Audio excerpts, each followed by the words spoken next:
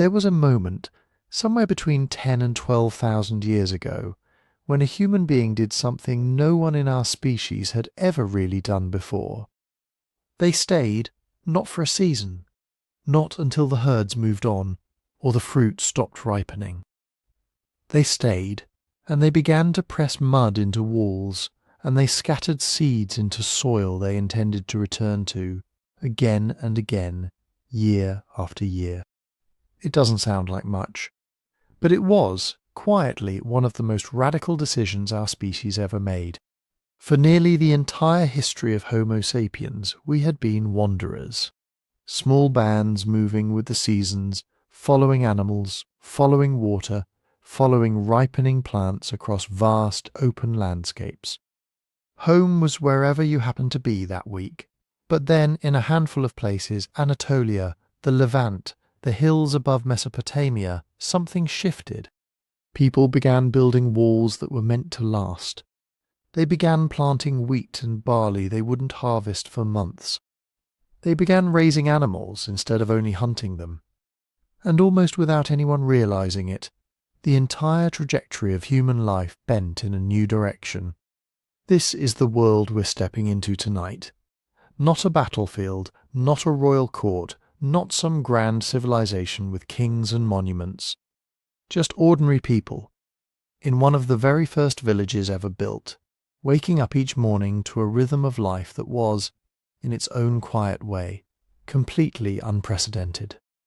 We'll wander through mudbrick homes still warm from yesterday's hearth fire. We'll watch fields being sown by hand, watch goats and sheep being coaxed toward domestication for the first time in human history. We'll sit beside women grinding grain, men shaping tools from stone and bone, children learning the world through play and imitation. We'll linger at shrines built to gods we can only guess at, and by firesides where stories were told long before anyone thought to write them down. Slowly, gently, we'll piece together what an entire day, sunrise to starlight, might have felt like for the world's very first farmers. Much of what we'll explore comes from careful archaeological interpretation, educated reconstruction built from bones, seeds, pottery shards, and ancient foundations. Where the evidence is uncertain, we'll say so. Where it's a reasonable theory, we'll treat it as one. This isn't about pretending we know everything. It's about imagining, thoughtfully and gently, what it might have been like to live in that first, fragile chapter of settled human life. Before we drift there together, I'd love to know where you're listening from tonight, and what time it is wherever you are. It's one of my favourite parts of making these. I'll read through the comments later and picture it all at once. Someone in Manila just waking up.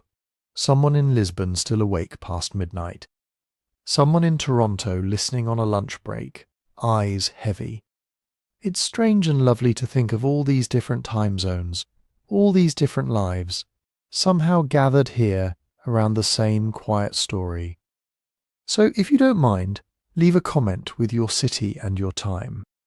I read every one, and if these stories help you unwind, help you drift off after a long day, the kindest thing you could do is follow the show on Spotify. There's a link down in the description. It costs nothing, takes just a moment, and it genuinely helps keep this going. No pressure at all, just a small thing that makes a real difference. All right, get comfortable. Let the world outside fade for a while. We're about to walk into a village that existed thousands of years before anyone had a word for history. Mud walls rising from bare earth, grain swaying in fields that didn't exist a generation before. A whole new way of being human, taking its first uncertain steps. Let's find our way there now, gently the way morning light finds its way into a valley before anyone's ready for it. Picture a stretch of land curving like a crescent moon across the map. From the Nile up through the Levant, over the shoulders of Anatolia, and down into the river plains of Mesopotamia. Geographers would later call it the Fertile Crescent, though the people living there had no name for it at all. To them it was simply the world. hills covered in wild wheat and barley, grasses that swayed with a strange golden abundance nobody had engineered or planted, rivers that flooded on a rhythm reliable enough to plan a life around, rain that came most years when it was supposed to. This abundance wasn't an accident, or at least not entirely. Around 12,000 years ago, the world's climate was easing out of the last ice age, warming slowly, growing wetter in exactly the regions where these wild grains grew thickest. For thousands of years, foraging bands had already been visiting these grassy hillsides seasonally, gathering what they needed and moving on. But as the climate stabilized, something shifted. The grain came back reliably, year after year, in the same places. And slowly, so did the people by around 10,000 BCE. In scattered pockets across this crescent, small groups began doing something almost imperceptibly different from what their ancestors had always done. They stayed a little longer, then a little longer still. Eventually, some stopped leaving at all. We don't know their names, of course, or the names of the very first hamlets they built. Most of those earliest attempts have long since dissolved back into the earth, mudbrick returning to mud, timber returning to soil. But archaeology has managed to find some of the places where this new way of living took hold and endured long enough to leave a mark. Jericho in the Jordan Valley may be the oldest continuously inhabited town on Earth, its earliest layers stretching back nearly to that very moment of transition, its ancient stone tower still standing, mysterious and half-explained, a monument built by people who had barely stopped wandering. Çatalhöyük in central Anatolia would rise a little later, a dense honeycomb of mud-brick homes, packed so closely together that residents apparently walked across the rooftops and dropped down through holes in the ceiling to enter their own houses. And further east, on a lonely hilltop in what's now southeastern Turkey, something even stranger had already been built. Göbekli Tepe. Massive carved stone pillars, arranged in rings raised by people archaeologists once assumed could only have been simple hunter-gatherers, without permanent homes, without agriculture, without any of the social complexity that monuments like this were supposed to require. Göbekli Tepe complicates the story in the gentlest, most fascinating way. It suggests that maybe belief came first, maybe the desire to gather, to build something sacred together, was part of what pulled people towards settled life in the first place, rather than simply being a byproduct of it. We'll return to that mystery later, when we talk about shrines and spirits and the things these people may have believed. For now, it's enough to hold on to this thought gently. Settling down wasn't only about grain and hunger. It may have also been about meaning, but practically speaking, the wild grain mattered enormously.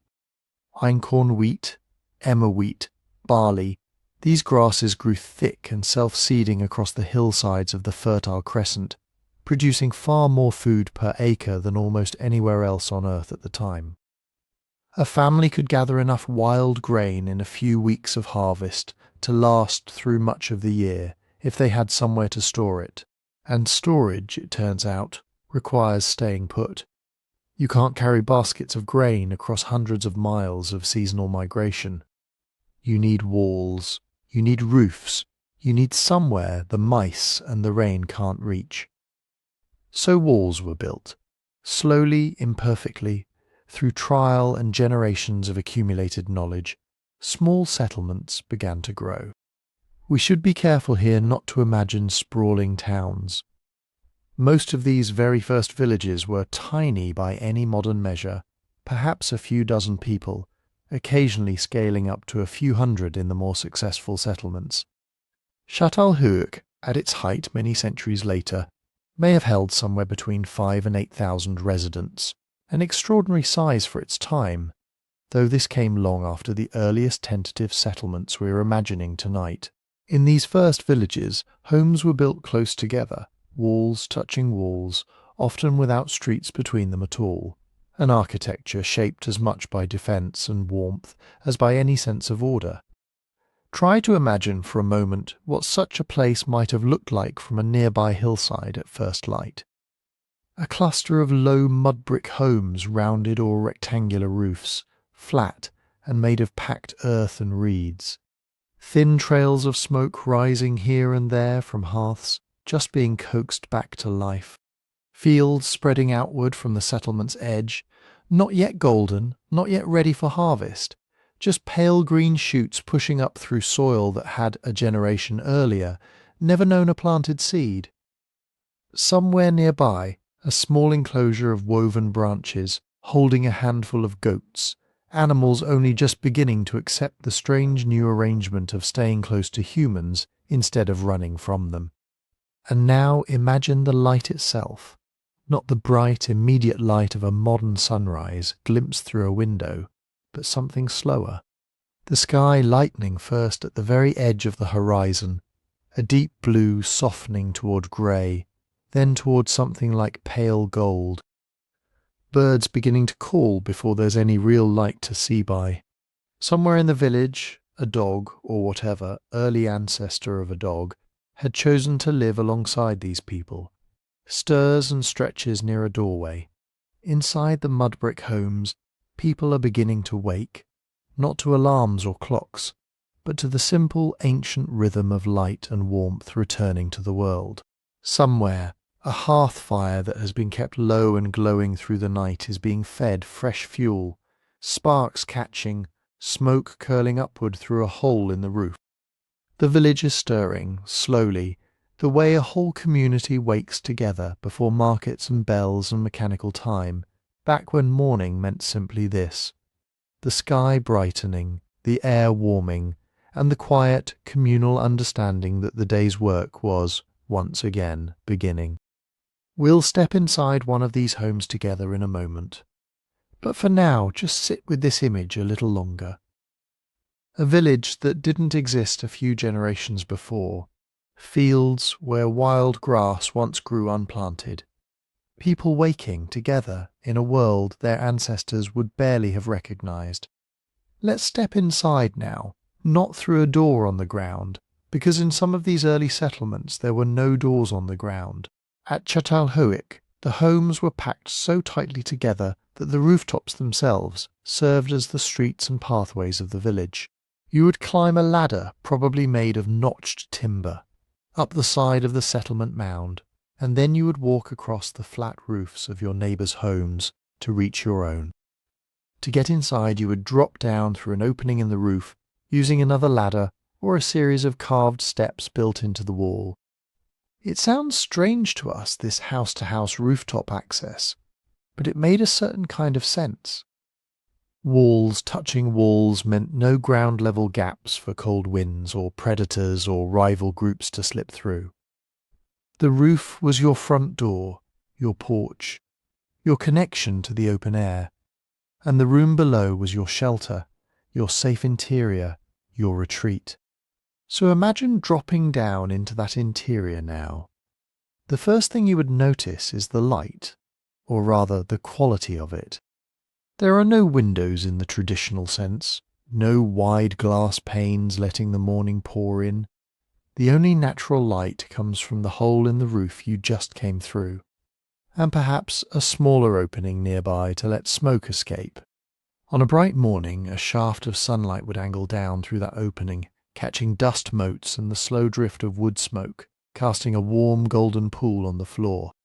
The rest of the room would be in varying shades of shadow, softer shadows near the light source, deeper ones in the corners where the walls curve or angle inward.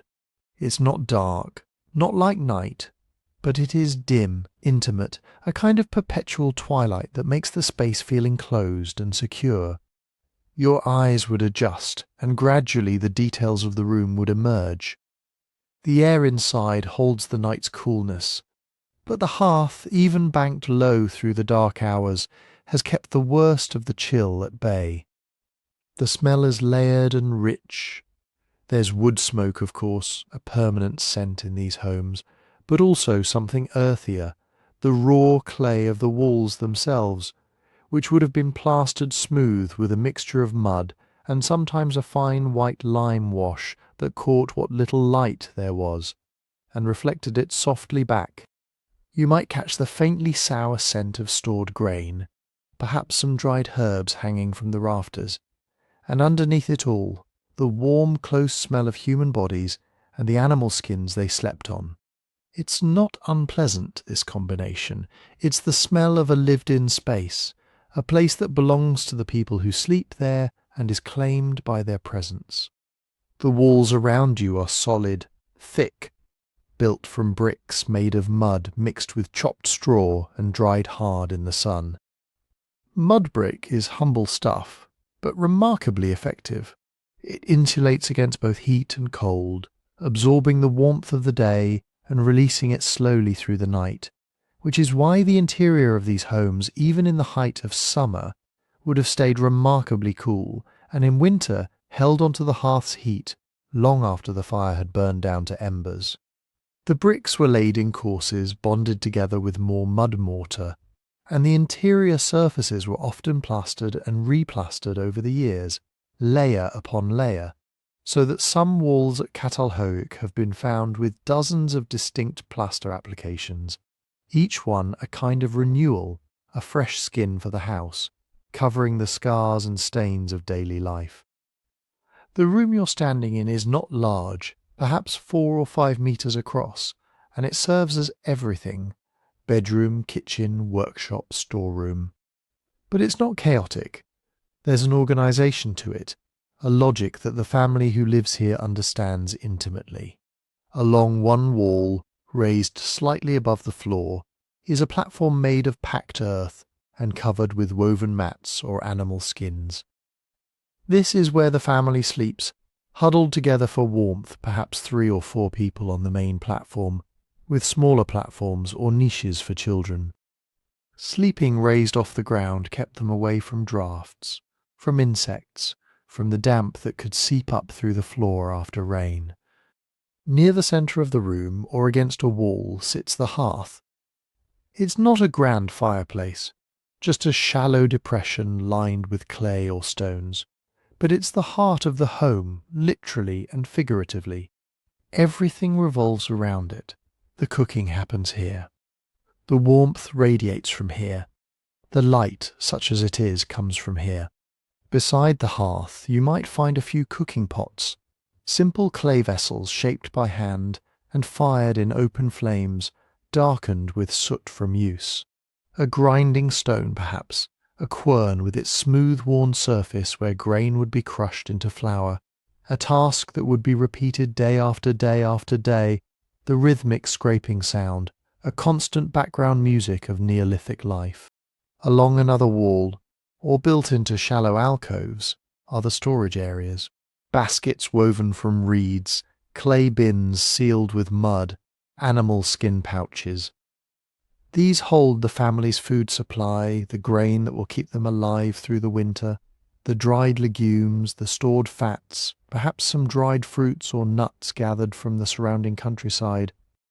Storage was not just practical, it was existential.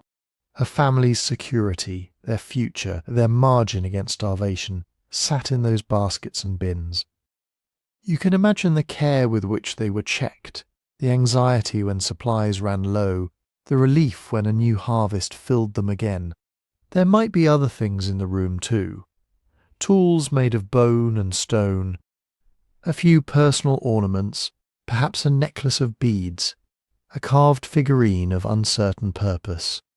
Sometimes the walls themselves held things at Çatalhöyük. Some homes featured plastered bullhorns or skulls embedded into the walls. Maybe symbolic, maybe decorative, maybe something we don't have a category for. The boundary between the practical and the sacred was probably not as clearly drawn as we might assume.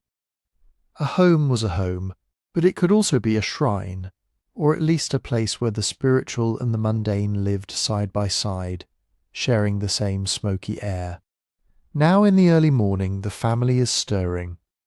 Someone is feeding the hearth, blowing gently on the embers, adding twigs and dried dung, a common fuel where wood was scarce, watching the flames catch and strengthen.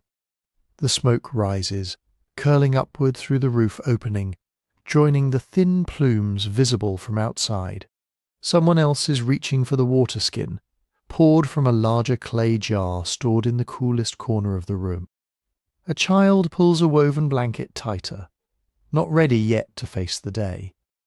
This is the world they wake into, small by our standards, dim, tight with the smell of smoke and stored food and human life, but also warm and secure and shaped entirely by human hands. Every brick was formed by someone, every plaster layer was smoothed by someone, every storage basket was woven by someone. The house is not just a shelter, it's a record of the people who built it and maintained it and lived inside it. And for these early farmers, that was something new under the sun. A place that was truly, permanently theirs. The fire is catching now, the embers fed and coaxed into something useful, and with the warmth comes the quiet imperative of hunger. The first meal of the day in these early villages was not a grand affair, but it was a deeply significant one, an anchor of routine that tied these people to the earth right outside their walls. As the family fully stirs, pulling back their woven mats and animal skins, someone moves toward the storage bins along the wall. The lid of a clay vessel is lifted, or the cover of a tightly woven basket is removed, and the scent of the stored harvest escapes into the smoky air. This is the foundation of their survival. Emmer wheat, einkorn, barley, lentils. These are the seeds that changed everything. Reaching into the bin, they pull out a few handfuls of grain. Emmer and einkorn are the ancestors of modern wheat, but they are tougher, more stubborn, wrapped tightly in heavy husks that refuse to be separated by mere threshing. Barley, slightly more cooperative, still demands effort. Lentils, small and lens-shaped, offer a different kind of sustenance, a protein that complements the carbohydrates of the grains. These four staples form the core of the Neolithic diet across the Fertile Crescent and beyond, the nutritional bedrock upon which the first villages were built. Without them, there are no permanent homes, no long afternoons spent plastering walls, no generations born and raised in the same mudbrick rooms. The grain makes the place possible, but getting the grain from the storage bin to something edible is a monumental task, a daily labour that falls mostly to the women of the household. They carry the grain to the quern, that heavy, flat stone sitting low to the ground near the hearth. Kneeling, they take the upper stone, the hand stone, and begin the rhythmic, grinding work.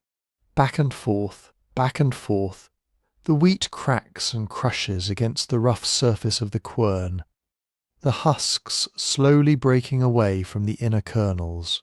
It takes time, it takes effort.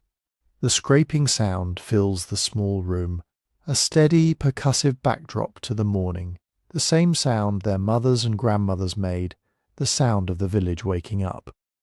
The flour that emerges from this process is not the fine, white, uniform powder we know today.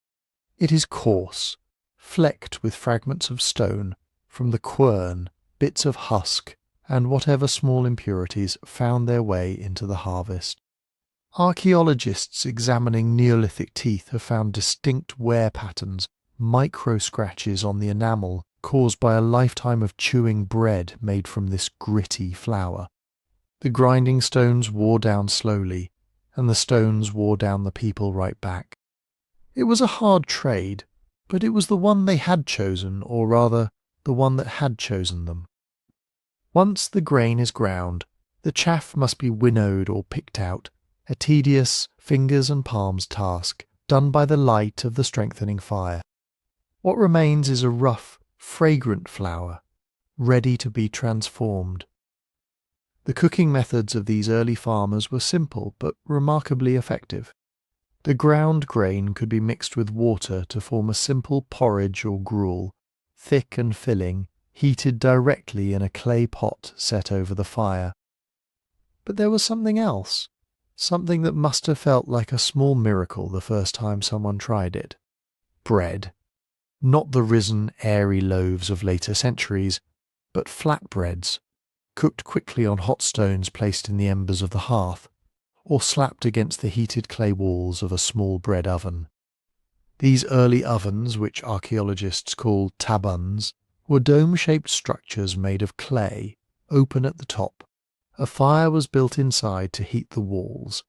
Then the ashes were scraped out, and the thin rounds of dough were pressed against the hot interior, baking rapidly in the stored heat. The smell of baking bread, that ancient, deeply comforting scent, would have filled these small mud-brick homes, mixing with the ever-present smoke and creating an atmosphere of warmth and plenty. What we know about these early diets doesn't just come from the tools and ovens left behind. It comes from a remarkable field called archaeobotany, the study of ancient plant remains. In the dry soils of the Near East, seeds and charred plant fragments can survive for thousands of years, perfectly preserved in the archaeological record.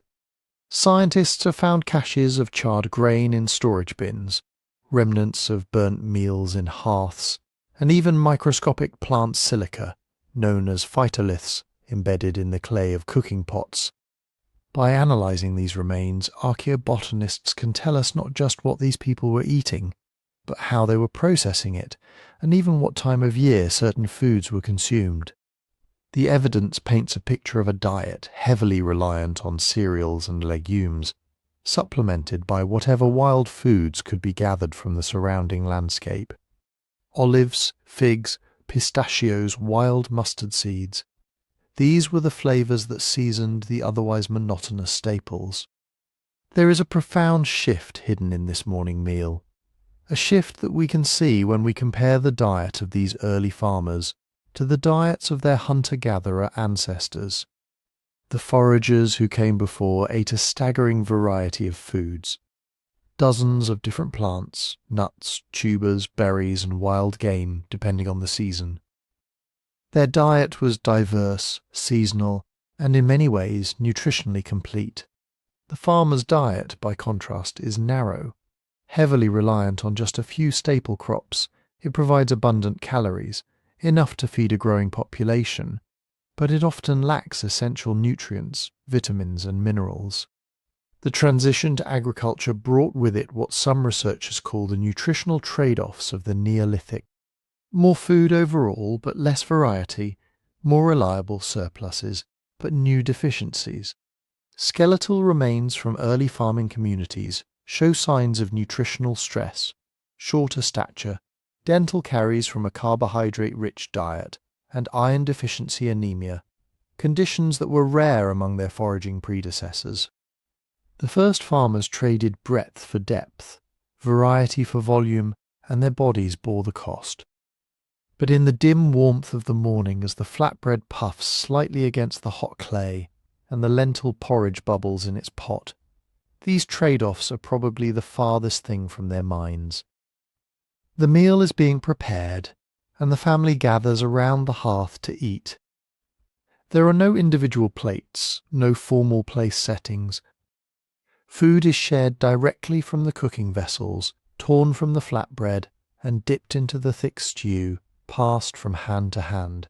Eating is a communal act, a reaffirmation of the bonds that hold the family, and by extension the village together. Children receive the softest pieces, the most carefully picked over portions. Elders are served with respect. The meal is simple, perhaps even monotonous by our standards, but it is theirs. It is the literal fruit of their labour, the seed they sowed and tended and harvested and ground, and cooked now warm in their bellies, fuel for the day ahead. And as they eat, the village outside is fully waking, the morning light strengthening, the sounds of other families beginning their own daily rhythms drifting through the roof opening. The first meal is finished, and the work of the day is calling. The meal is finished, the hearth swept, and as the family steps out through the low doorway into the brightening morning, the true scale of their commitment reveals itself. The fields lie just beyond the village walls, stretching out in irregular patches across the landscape. These are not the vast, neatly fenced monocultures of later history. They are closer to clearings carved painstakingly from the wild scrub and steppe, lying close to the settlement for protection and observation. The choice of where to plant was never random. The earliest farmers understood, perhaps not in the abstract terms of soil science, but through generations of careful observation, that certain earth was better than others. They sought the low-lying ground near riverbanks and wadis, where seasonal floods deposited rich, silty soils, or the spots where wild grasses already grew thick and tall, a natural indicator of fertility. But the land could not be chosen purely for its richness. It had to be close enough that a worker could walk to it in the morning and return before dark, close enough that a call from the village could be heard if trouble came. Standing at the edge of these fields, you have to understand something fundamental about what is happening here. This is not farming as we conceive of it today. The plants they are cultivating are still wild or barely on the cusp of becoming something else.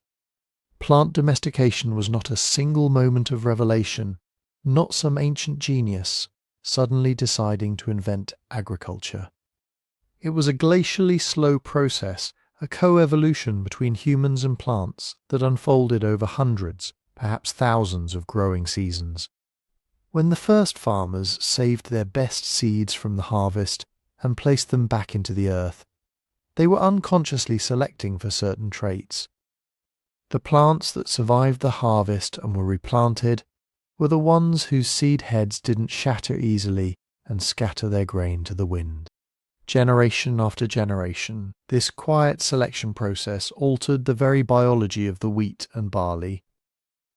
The plants grew larger, their stalks stiffer, their grains plumper, but they also grew utterly dependent on the human hands that planted and harvested them. They had traded their independence for survival, much like the farmers themselves. The work of sowing begins with the simplest of tools. No metal ploughs turn the earth here. The soil is opened with a dibble stick, a sharpened piece of hardwood, perhaps the fire-hardened tip of a sturdy branch.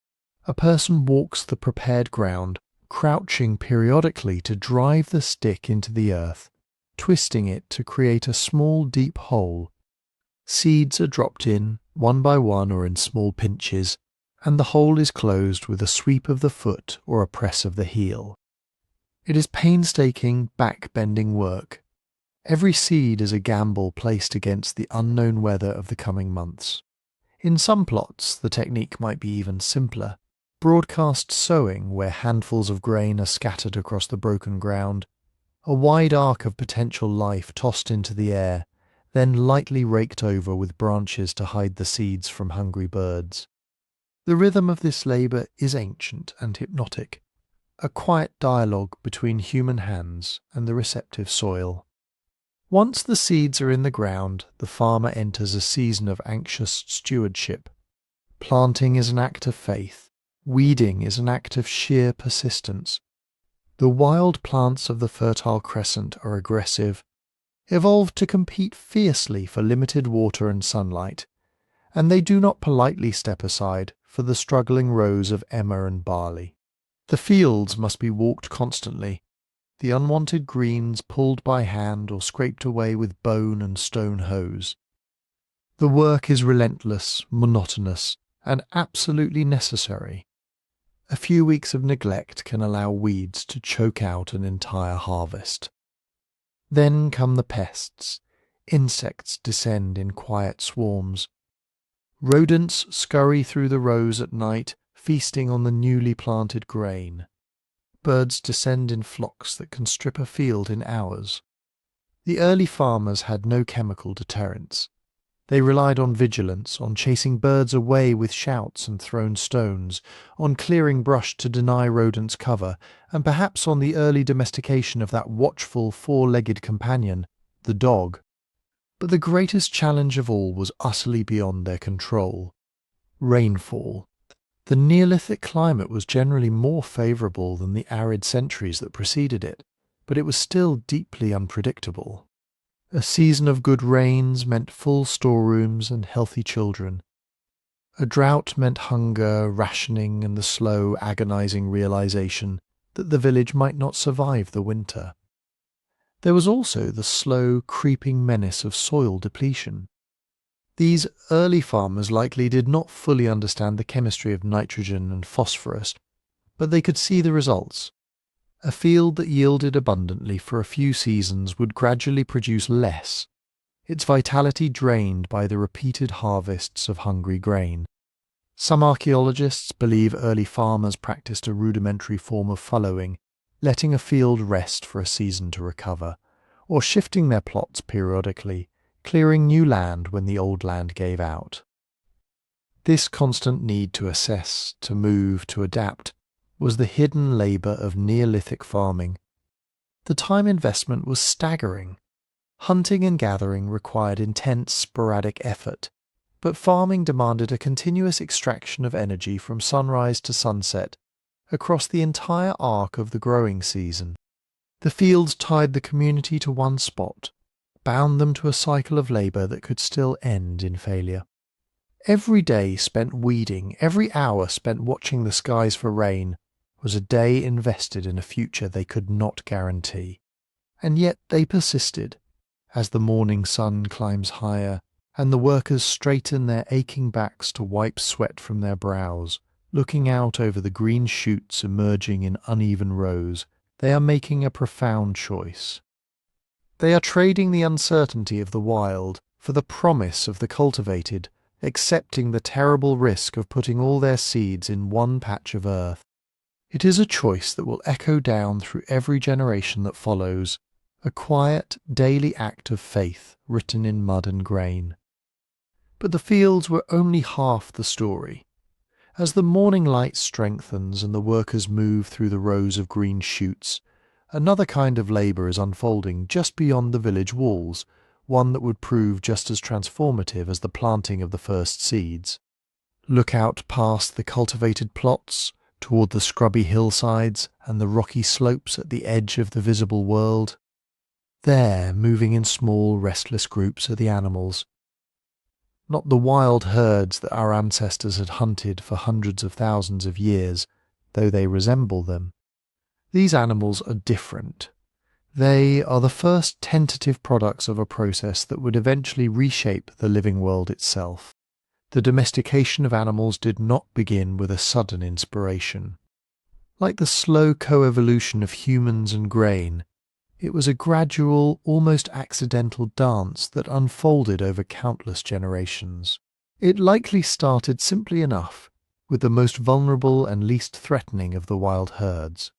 Young animals orphaned by the hunt or captured during a strategic culling would have been brought back to the village. Children might have played with them, kept them as curiosities. At first, these captured creatures were probably just a living larder, a way to keep meat fresh until it was needed. But over time, something shifted. The people who tended these animals began to notice which ones were docile, which ones could be approached without fear, and which ones grew the largest or produced the most offspring. Without fully understanding what they were doing, they were selecting for tameness. The first species to undergo this transformation were the mountain sheep and the wild goats of the Fertile Crescent. These were ideal candidates for a reason that had nothing to do with human intention and everything to do with animal behaviour. Sheep and goats are naturally gregarious. They live in hierarchical herds with clear leaders. When humans removed the natural leaders through hunting or capture, they could step into that vacuum. A human with a calm demeanour and a handful of fodder could become the flock's new guide. The animals followed and the humans led. This was not conquest. It was a kind of mutualism that neither party fully understood. Wild cattle presented a far greater challenge. The aurochs, the massive wild ancestor of all domestic cows, was a formidable beast, standing 6 feet tall at the shoulder with curving horns that could eviscerate a predator. Taming such an animal required not just patience, but a fundamental shift in how humans related to the creatures around them.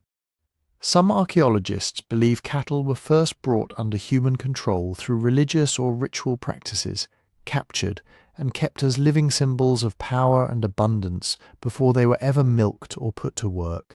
Others think the process was more pragmatic, with the most aggressive aurochs being slaughtered and only the calmest allowed to breed.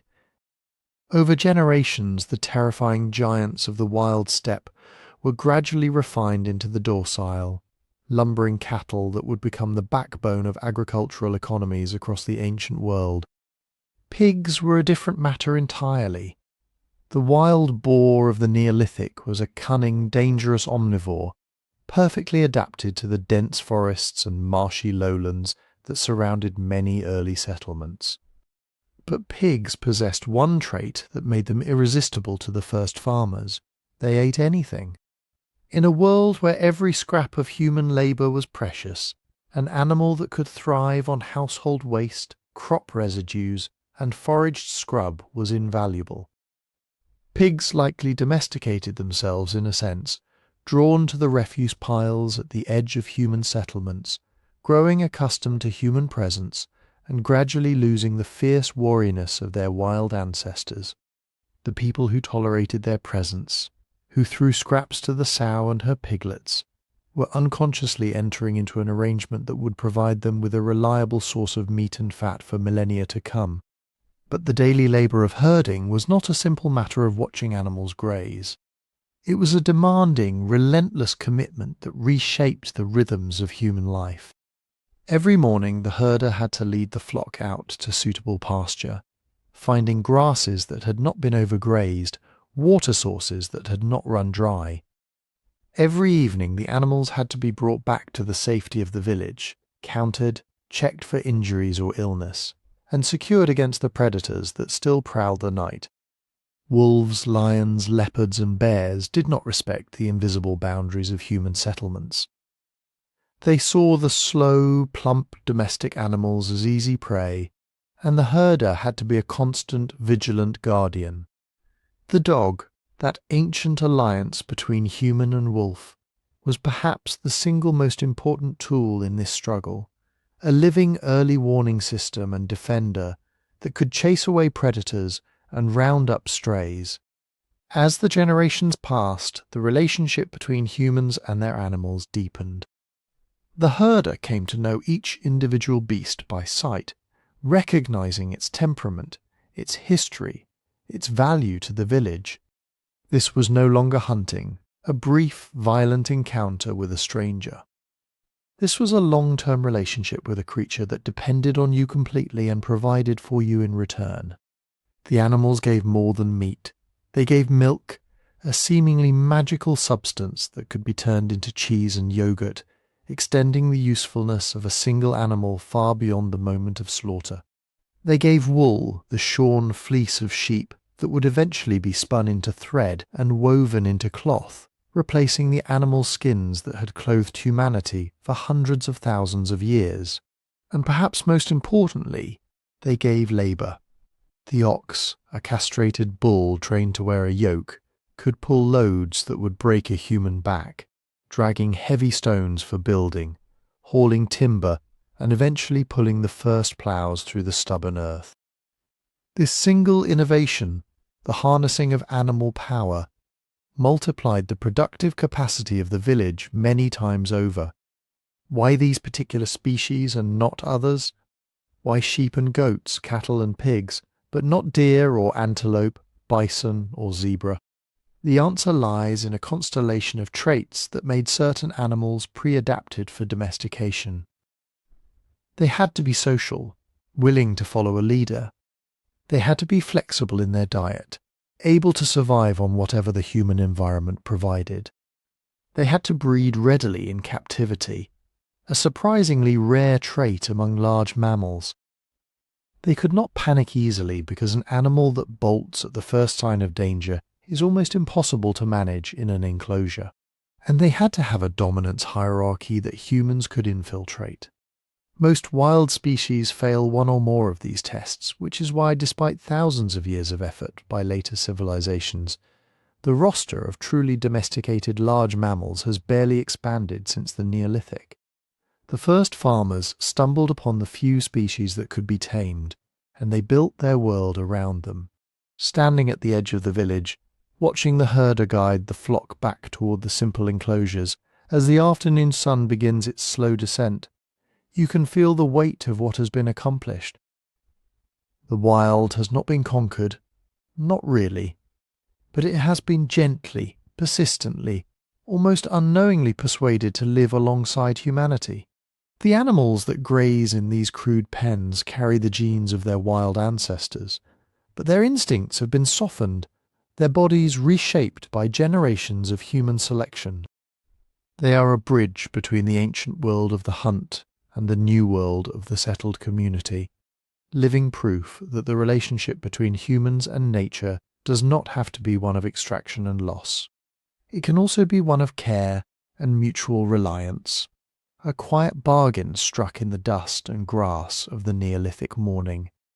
But the herder and the farmer could not sustain this new world alone.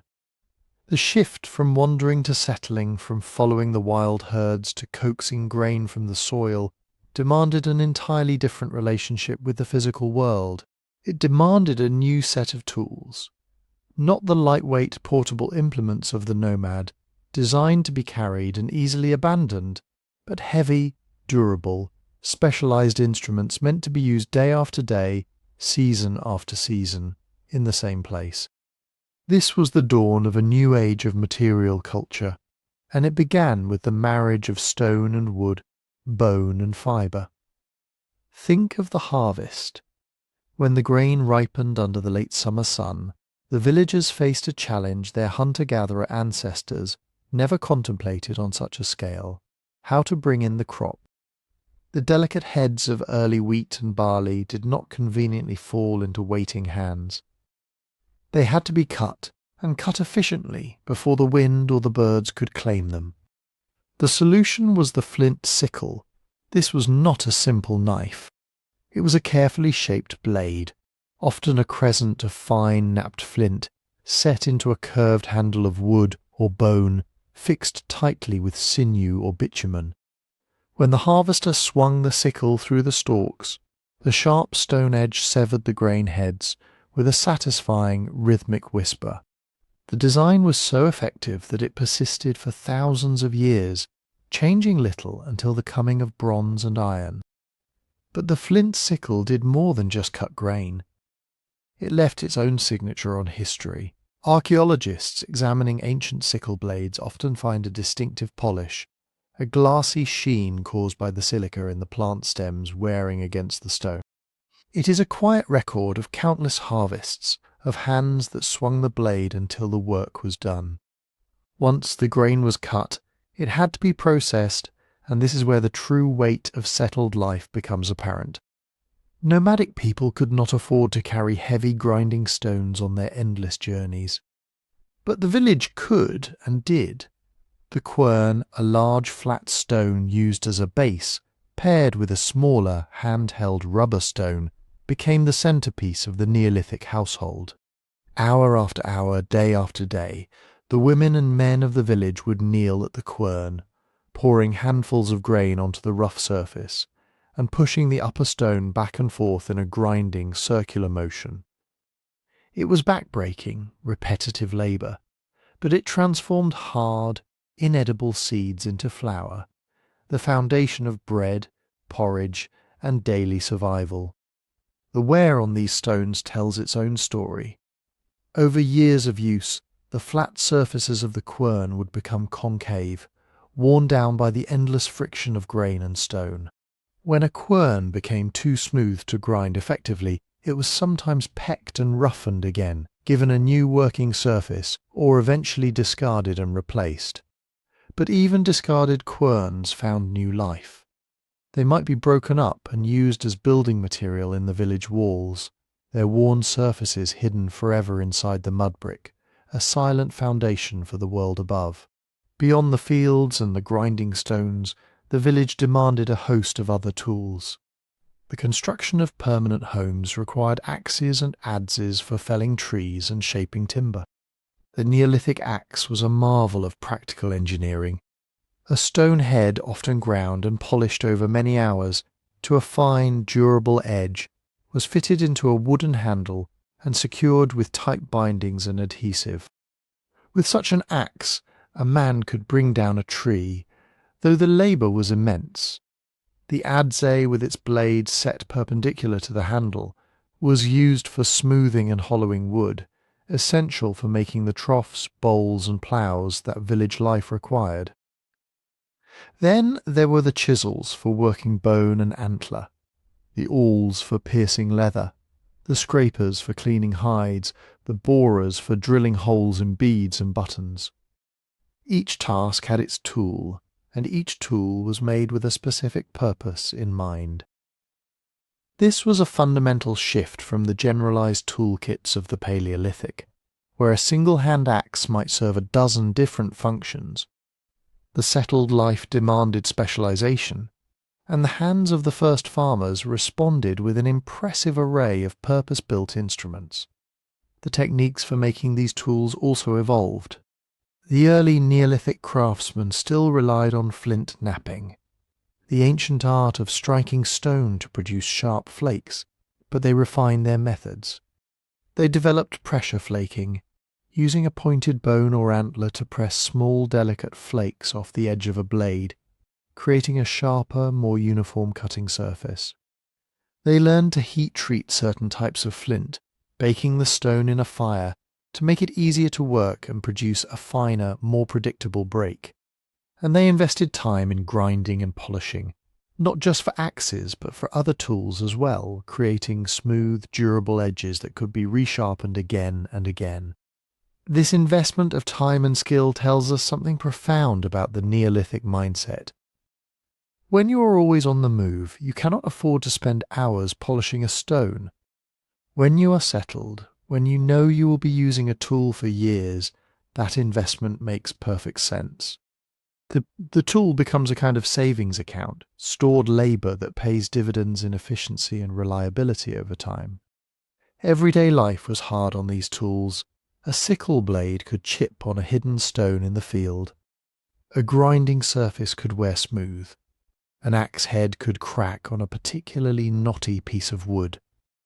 The broken and worn tools of the Neolithic are found in abundance at archaeological sites, some discarded in rubbish pits, others carefully cached for future repair.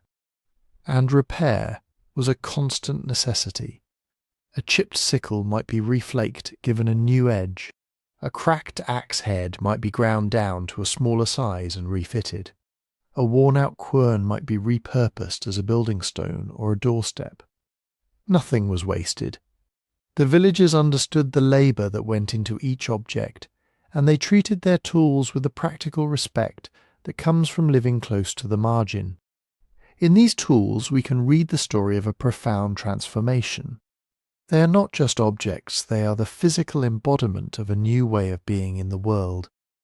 The flint sickle speaks of the commitment to the land and the harvest. The heavy quern speaks of the long hours spent in one place, grinding out the daily bread.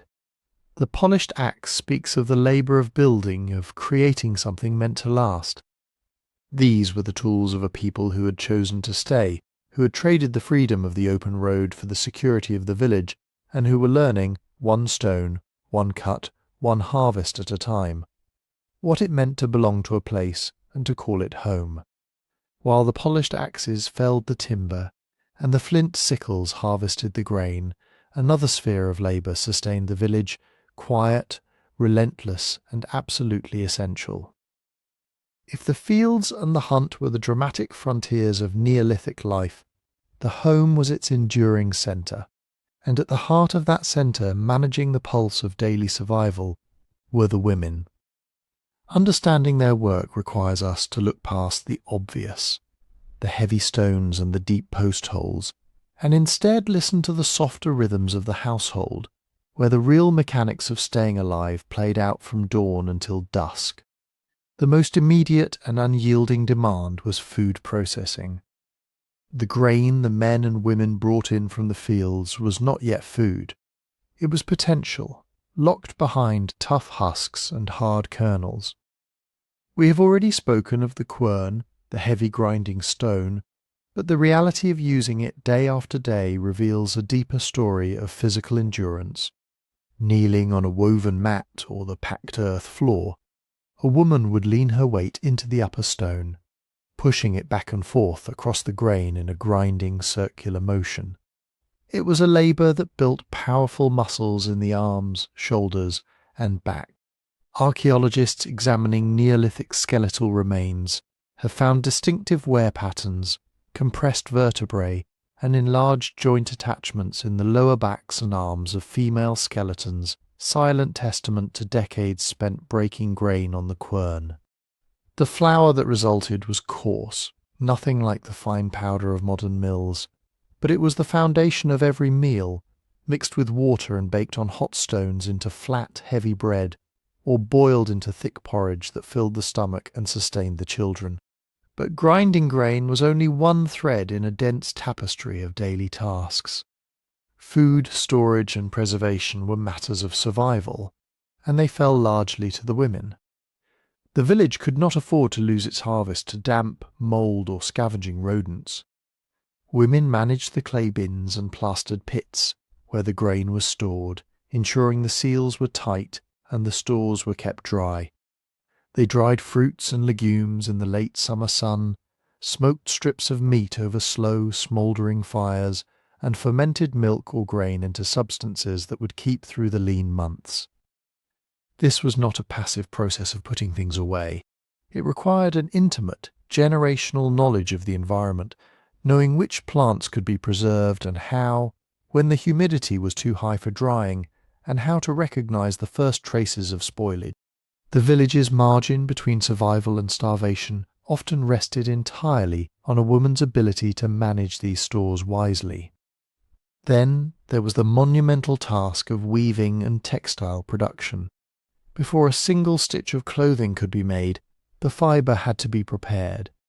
Flax had to be harvested, retted in water to soften the stalks, beaten to separate the useful fibres, and then meticulously spun by hand using a spindle whorl.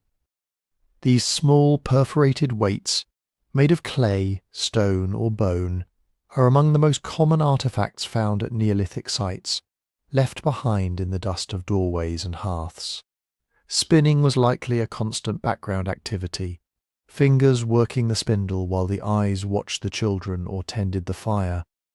Weaving, when it developed, was an intricate, highly skilled craft, turning rough thread into fabric for clothing, blankets, and carrying sacks. Every garment worn by the villagers, every sling to carry a baby, every sack to hold grain, was the product of countless hours of this meticulous, patient labour. Amidst this endless cycle of grinding, storing, and spinning, there were children. Childcare in the Neolithic was not an isolated, quiet activity. It was woven into the fabric of daily work, practised while kneeling at the quern, while stirring the pot, while spinning thread. Infants were likely carried in slings close to the mother's body for warmth and nursing, while older children clustered around the hearth, learning the rhythms of work by watching and slowly taking on small tasks. A mother might have several small children depending on her, and the physical demands of keeping them fed, clothed and safe from the hazards of the village, the fire, the animals, the deep storage pits, were immense. Women were also deeply involved in craft production. The very clay bins and storage vessels they relied on had to be made, and many archaeologists believe that the earliest pottery, shaped by hand before the invention of the wheel, was predominantly a woman's invention. The careful coiling and smoothing of clay, the knowledge of which earth would hold water, and which would crack in the fire, mirrored the domestic knowledge of food preparation and storage. They also worked bone and antler into awls and needles, essential tools for sewing the garments they wove, and shaped the basketry that served as lightweight containers throughout the home. Yet, for all these insights, we must step carefully.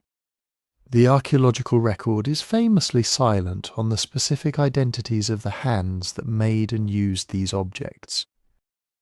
Much of what we assume about gendered division of labour comes from studies of more recent traditional societies, and from the straightforward reality of biological constraints.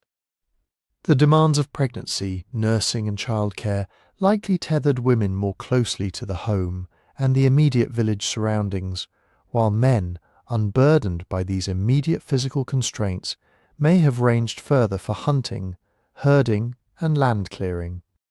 But we must caution against painting this division as absolute or rigid.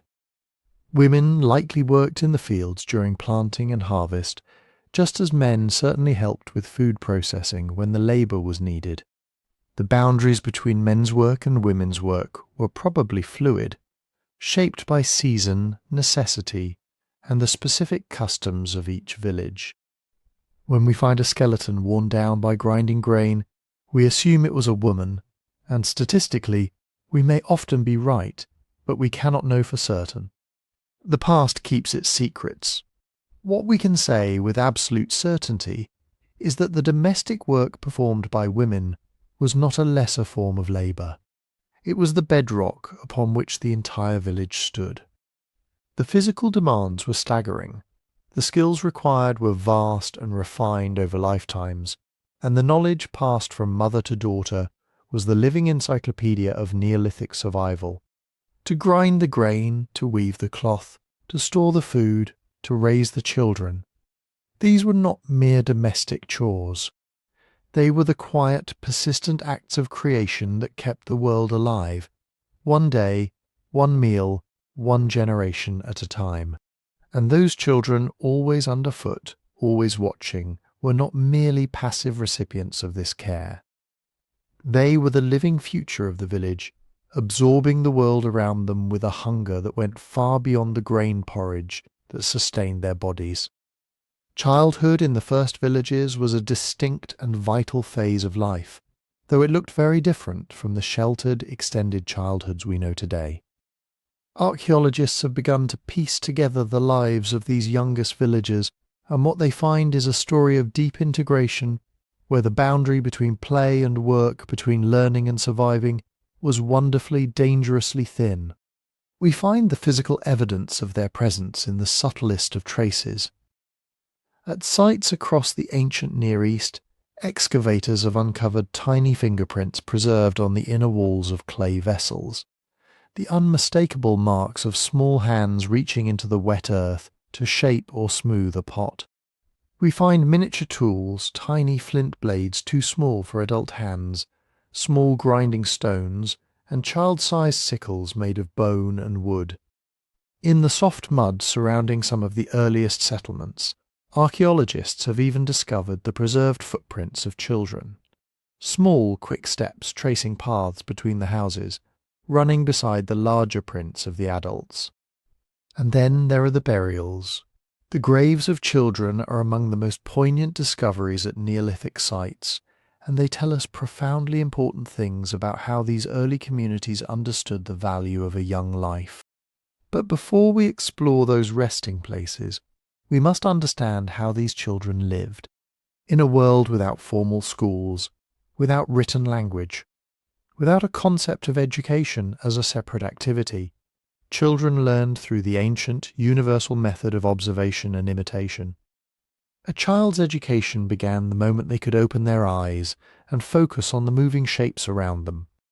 Carried in a sling against a mother's chest or propped on a hip, an infant watched the rhythmic push and pull of the grinding stone, the careful coil of wet clay, the swift flick of a spindle. They heard the sounds of the village. The rhythmic songs hummed over the quern, the low conversations between neighbours, the sharp warnings shouted toward the fields. The knowledge of how to survive was not taught in lessons.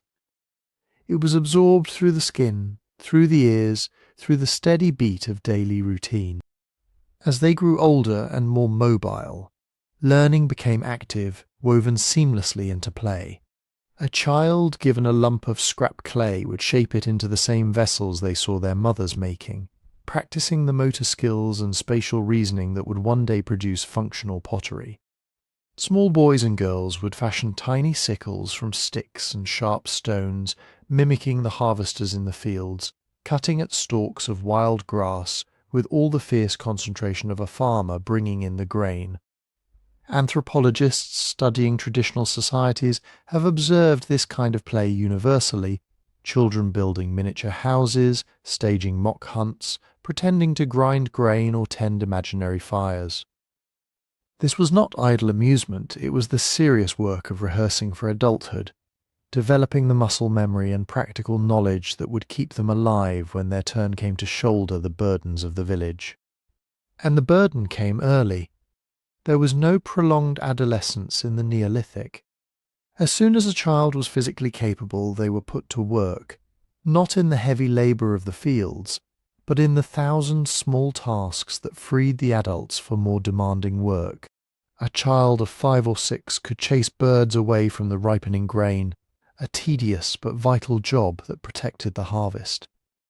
They could fetch water from the well or the stream, carrying small clay vessels carefully so as not to spill a drop. They could gather kindling for the fire, watch over the younger children, herd the stubborn goats back into their pens, or sweep the packed earth floor of the home. These chores were not optional. Every pair of small hands contributed to the collective survival, and the expectation of responsibility was likely instilled as soon as a child could walk and understand a command. The village could not afford passengers, yet for all this early responsibility, there was still room for the pure joy of being young. The tight-knit nature of village life meant that children grew up surrounded by a web of relations, not just parents, but aunts, uncles, cousins, and grandparents. Playgroups of children from multiple households likely roamed the village paths together, inventing games with whatever materials were at hand, smooth stones, bones, pieces of woven cloth. They climbed the mud-brick walls, played hide and seek among the grain stores, and carved out their own social hierarchies, learning the difficult arts of cooperation, negotiation, and conflict resolution long before they needed them in the adult world. The village itself was their playground, their classroom, and their entire universe. But we must not romanticize this world. Childhood in the first villages was stalked by dangers that are difficult for us to fully comprehend. Mortality rates among the young were staggering. The burials at Neolithic sites reveal a harsh truth. In many early villages, as many as half of all children died before reaching adulthood. Infectious diseases swept through the crowded, close quarters. Dysentery from contaminated water, respiratory infections from smoky hearths, parasites from unwashed food, and close contact with animals all took a relentless toll. A simple cut could lead to a fatal infection. A fever that modern medicine would easily treat was a death sentence. And the dangers were not just biological. The village was full of physical hazards. Open cooking fires, deep storage pits, domestic animals that could bite or trample. A moment of inattention by a child or a caregiver overwhelmed with work could end in tragedy. It is the burials, however, that speak most powerfully about the emotional world of these early communities. When archaeologists open a child's grave from 9,000 years ago, they find unmistakable evidence of love. Children were not simply disposed of or cast aside when they died. They were buried with care, their small bodies wrapped in woven cloth or placed in woven baskets. They were laid to rest with grave goods, small necklaces of bone and shell beads, tiny figurines, favourite tools, even precious pigments like ochre rubbed into their skin or sprinkled over their shrouds. Some children were buried beneath the floors of the family home, kept physically close to the living, as if the community could not bear to let them go. At sites like Çatalhöyük, we find neonates, infants who lived only a few days, buried with the same care and ceremony as adults, their tiny bodies adorned with jewellery and red pigment. This tells us something essential about the human spirit. These people living on the razor's edge of survival who could ill afford the luxury of sentiment chose to invest precious time and resources into honouring their lost children. They mourned, they remembered, they carried the weight of grief just as we do today, proof that the deepest human emotions are not a product of modern comfort, but an ancient inheritance, born in the mud-brick villages at the dawn of agriculture, and carried forward through every generation that followed. While the children played their vital games of imitation and shouldered their first small responsibilities, the men of the village were engaged in labours that shaped the very bones beneath their skin. If we could step back into those early settlements, we would find that a man's daily life was defined by a different kind of rhythm than the women's, though no less demanding, and certainly not as separate as we might imagine. The most visible and dramatic work fell to the men by virtue of sheer physical necessity. Herding was likely one of their primary responsibilities. As the village's domesticated flocks of sheep and goats grew, someone had to lead them out to pasture each morning, guide them to fresh grazing, protect them from predators, and bring them safely back to the enclosures before nightfall. This was not the gentle pastoral idyll sometimes painted in romantic visions of the past. It meant long hours on your feet, walking the hillsides surrounding the village, armed with a staff and perhaps a sling, constantly vigilant for wolves, hyenas, or big cats that still prowled the wilder margins of the cultivated land. It meant enduring the blazing heat of the summer sun and the biting winds of the winter, alone with the animals for hours at a stretch. The skeletal remains of Neolithic men frequently show pronounced osteoarthritis in the knees, ankles, and lower spine, the unmistakable signature of a lifetime spent walking rough terrain. Then there was the work of building. Those mudbrick houses that defined the village did not construct themselves.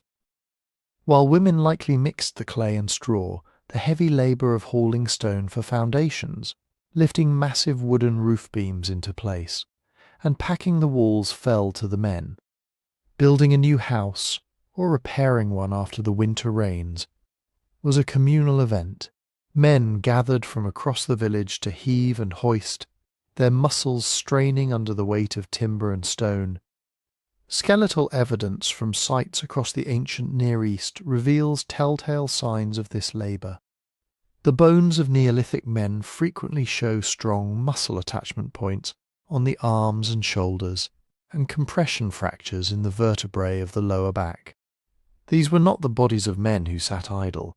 They were bodies forged by constant grinding physical effort, the kind of labour that wore you down year by year, until you moved with the stiff, careful gait of someone whose spine had been compressed by decades of lifting.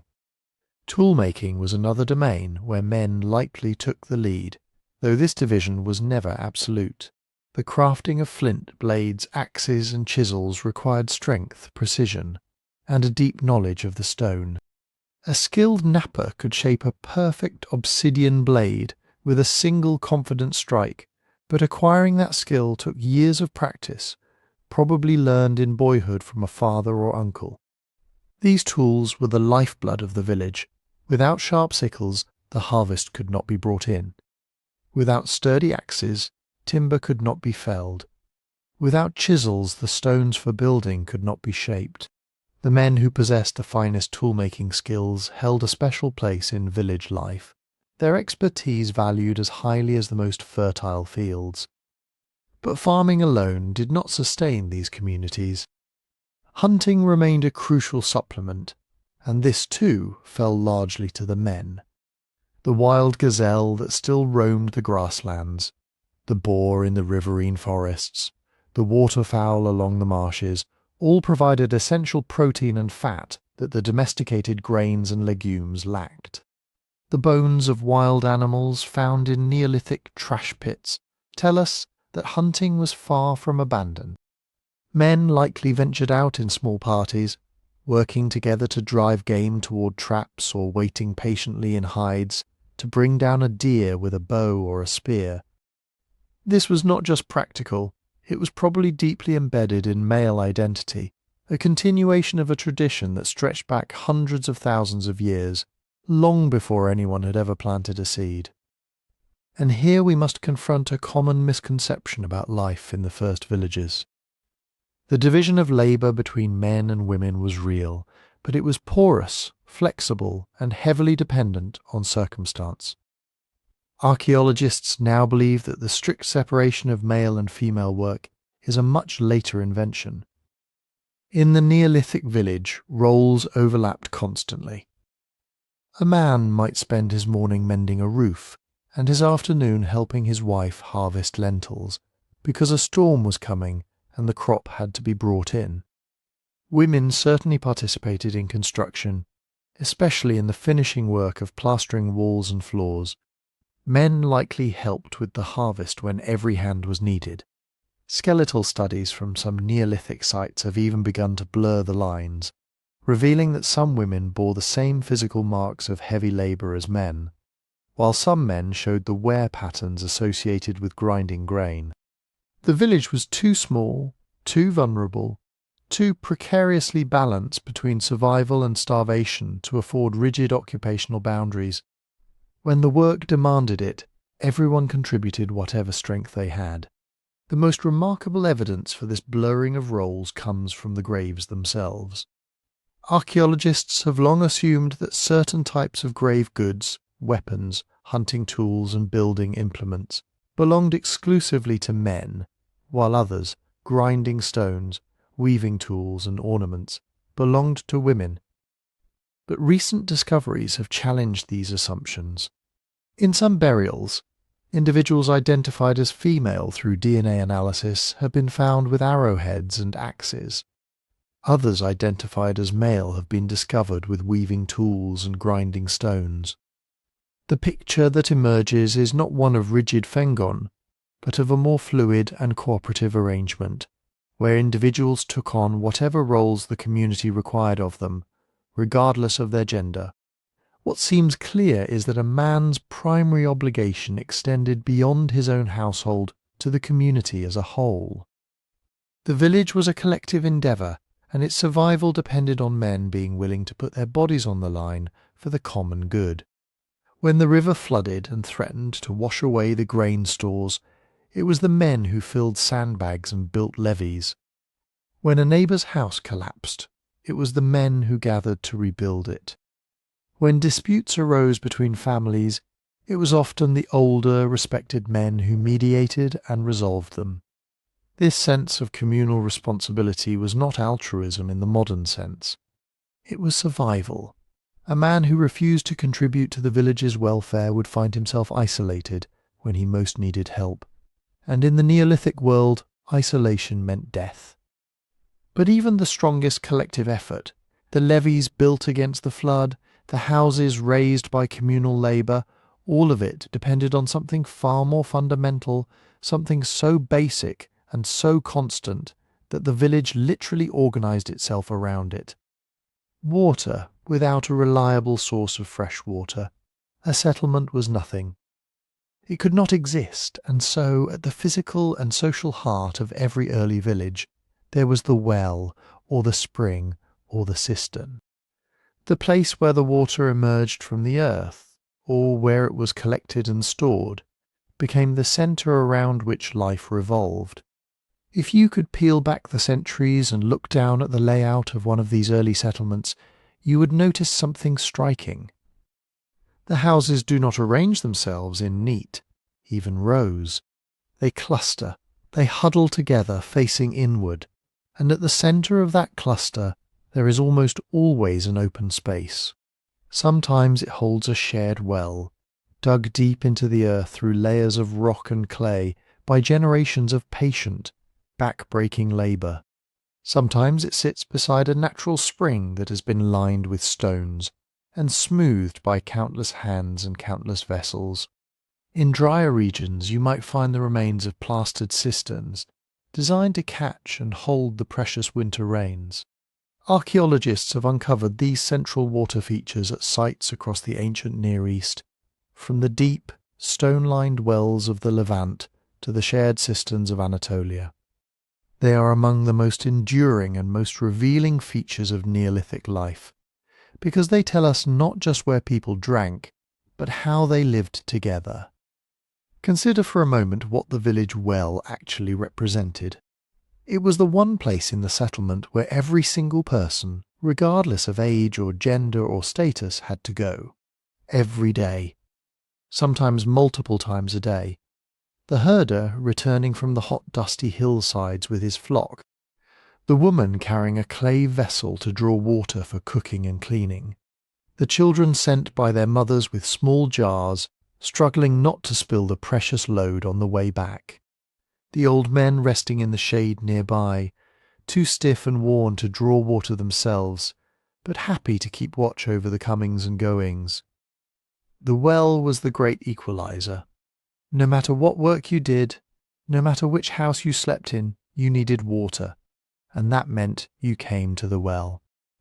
This daily gathering, this constant flow of humanity back and forth from the water source, created something profoundly important. It created the first true public space. The area around the well was probably the only open, shared ground in the entire village, a place that belonged to no single family but to everyone. And in that shared space, something remarkable happened. People talked, not the urgent, directed communication of a work detail or a hunting party, but the easy, meandering conversation that arises when people stand side by side, engaged in a familiar, repetitive task. The drawing of water was a social act as much as a practical one. Imagine the scene in the cool of the early morning. The sun just creeping over the horizon, the village stirring to life. The first to arrive at the well are the women, balancing large clay vessels on their heads or cradled against their hips. They have done this 1,000 times, lowering the bucket, feeling the satisfying weight of the water as it fills, hauling it up, hand over hand. And as they wait their turn, as they rest their vessels on the ground, they talk. They talk about the harvest, about the health of a neighbour's child, about the strange behaviour of a young couple, about the quality of the grain from this year's planting. They share news and they share gossip. Gossip, that much maligned human pastime, was probably one of the most important social technologies ever developed. It was how the community maintained its boundaries, enforced its norms, identified free riders and troublemakers. Who was pulling their weight? Who was shirking? Who could be trusted in a crisis? The well was the information exchange, the central hub of a communication network that held the entire village together. As the day wore on, the cast of characters around the well would shift.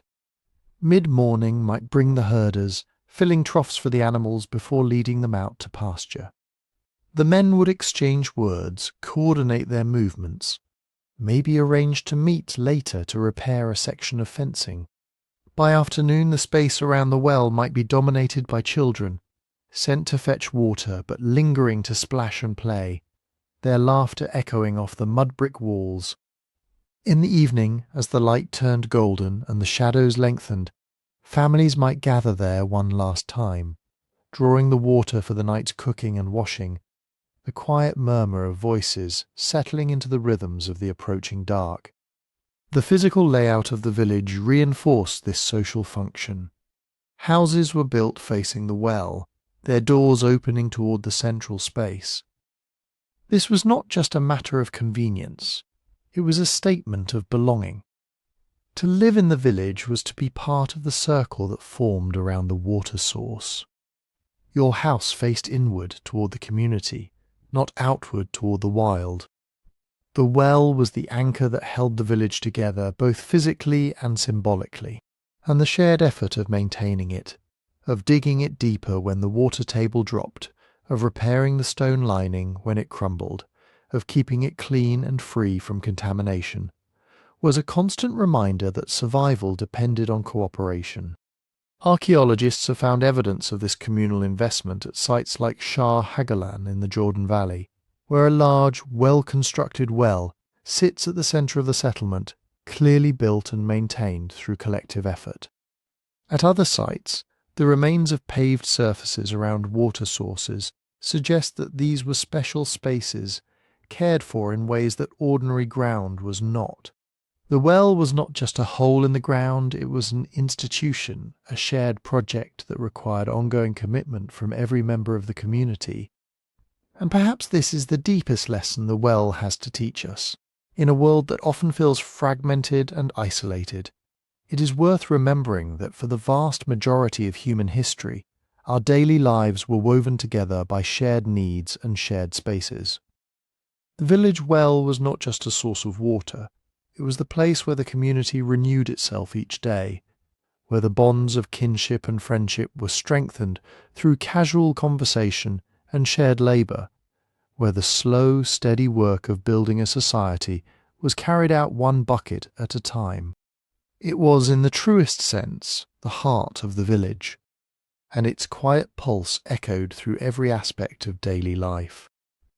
But the village well, for all its importance as the heart of the community, was also a beginning rather than an end. It was the place where news arrived before it travelled onward, where the horizon expanded beyond the mud-brick walls and the cultivated fields, because the people who gathered at the well did not only talk about local gossip or the health of a neighbour's child. Sometimes they spoke of distant places, of strangers who lived beyond the ridge, across the river, or over the far hills. And sometimes they showed things that could not possibly have come from the village or its immediate surroundings. A chunk of shiny black stone that held an edge sharper than anything locally available. A string of beads made from shells that had once been home to creatures of a warm, distant sea. A lump of brilliant green mineral streaked with blue that no one had ever seen in the local soil.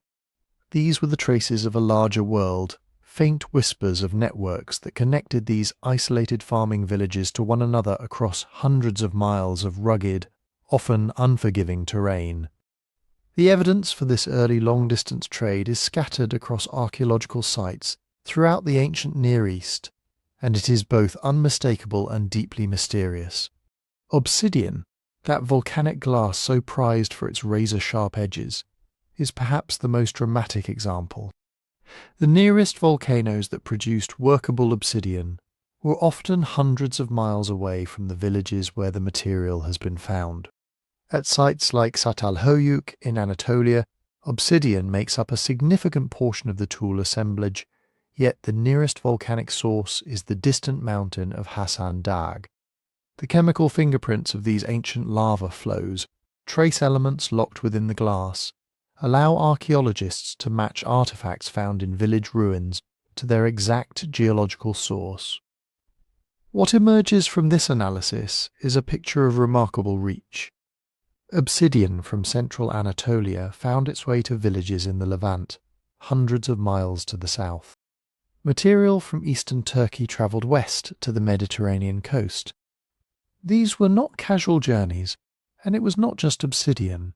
Shells from the Mediterranean Sea and the Red Sea, cowries and dentalium and nassa appear at inland sites far from any coast, sometimes strung into necklaces or sewn onto clothing as ornaments.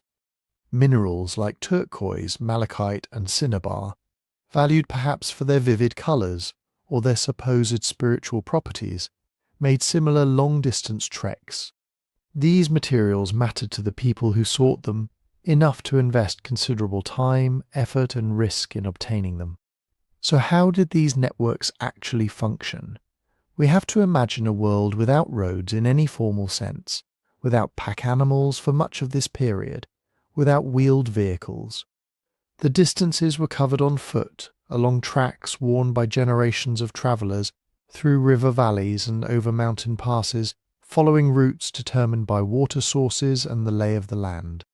Trade probably moved in stages, passing from village to village in a slow relay.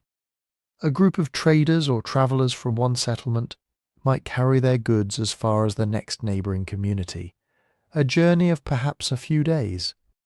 There they would exchange their cargo for local products or for other items that had arrived from a different direction.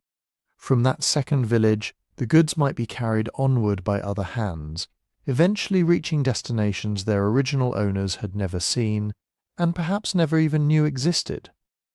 What was being exchanged in these transactions? Food and raw materials were certainly part of the picture. A village suffering a poor harvest might trade craft goods or prestige items for grain from a more fortunate neighbour.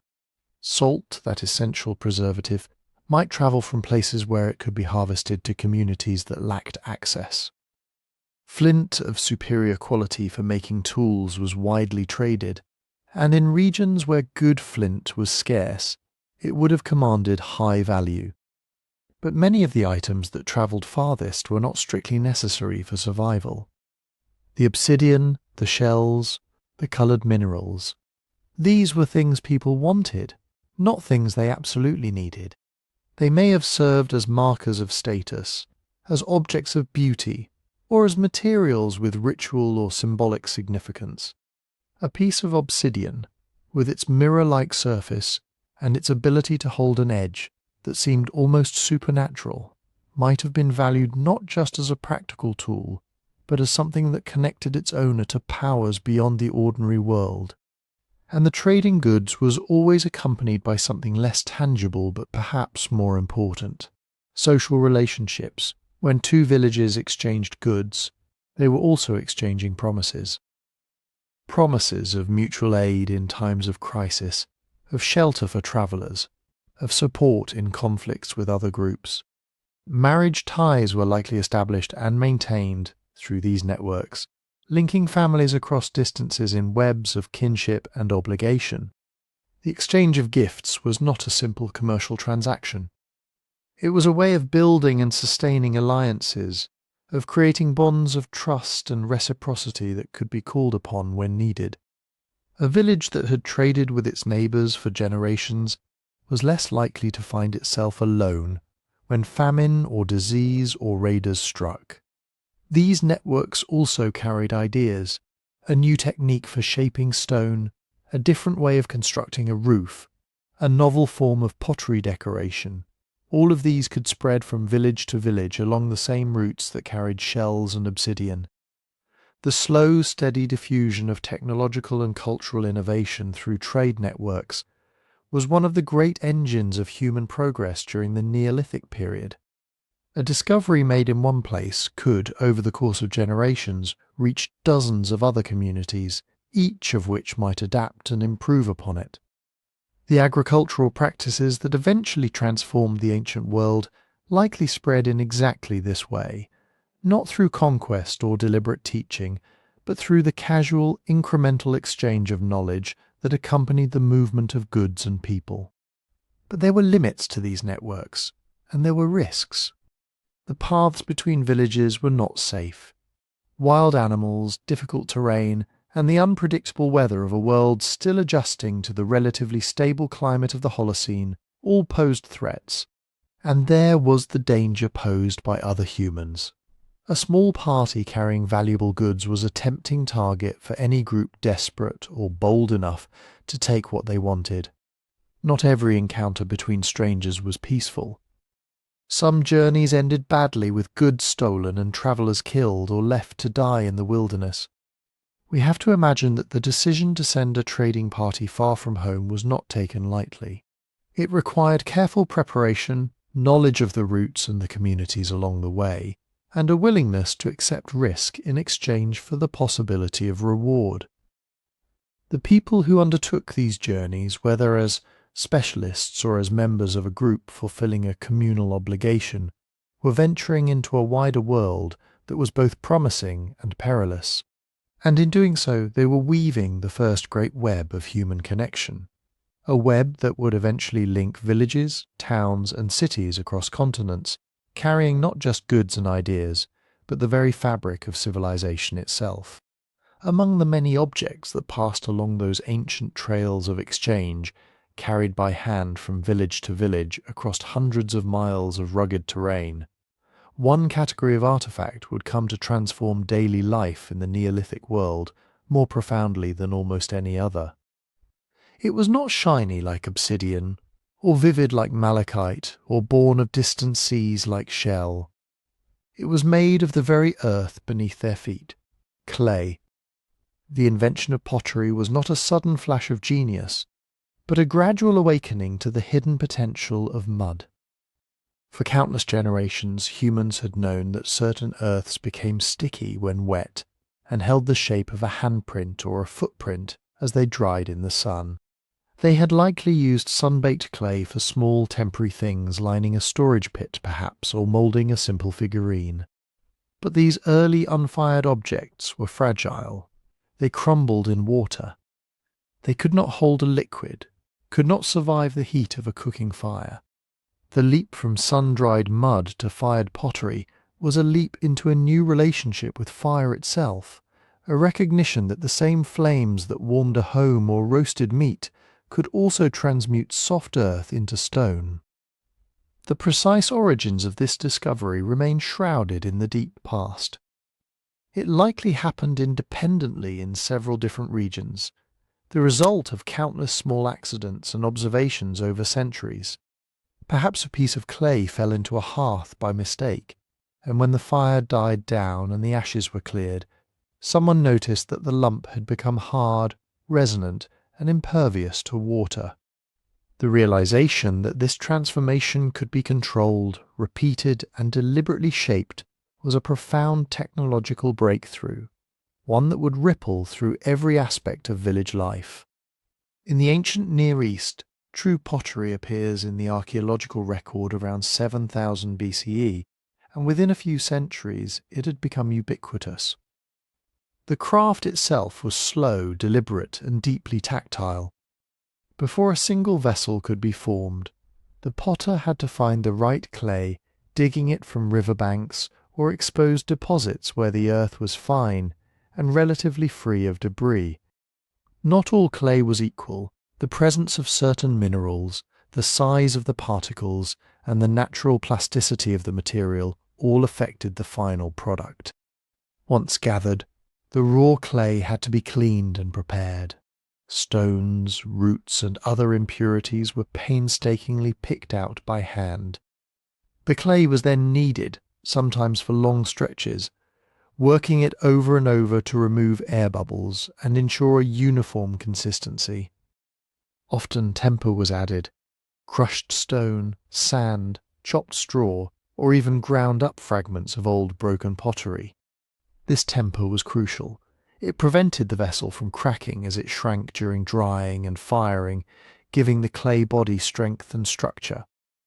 Shaping the vessel required patience and a deep familiarity with the material's behaviour.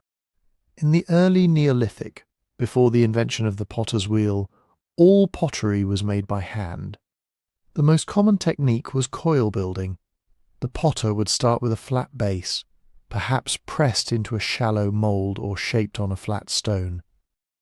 Then, long rolls of clay were gradually coiled one on top of another, each layer pressed and blended into the one below it. The walls of the vessel rose slowly, spiral by spiral, as the potter's fingers smoothed the interior and exterior, thinning the walls and sealing the joints between the coils. Some potters used a simple turntable, a flat disc that could be rotated by hand to make the smoothing and shaping process easier, a humble precursor to the fast wheel that would not appear for thousands of years. Others may have used a paddle and anvil technique, tapping the exterior with a wooden paddle while holding a smooth stone against the inside to shape and compress the walls. Once the vessel was fully shaped, it had to dry.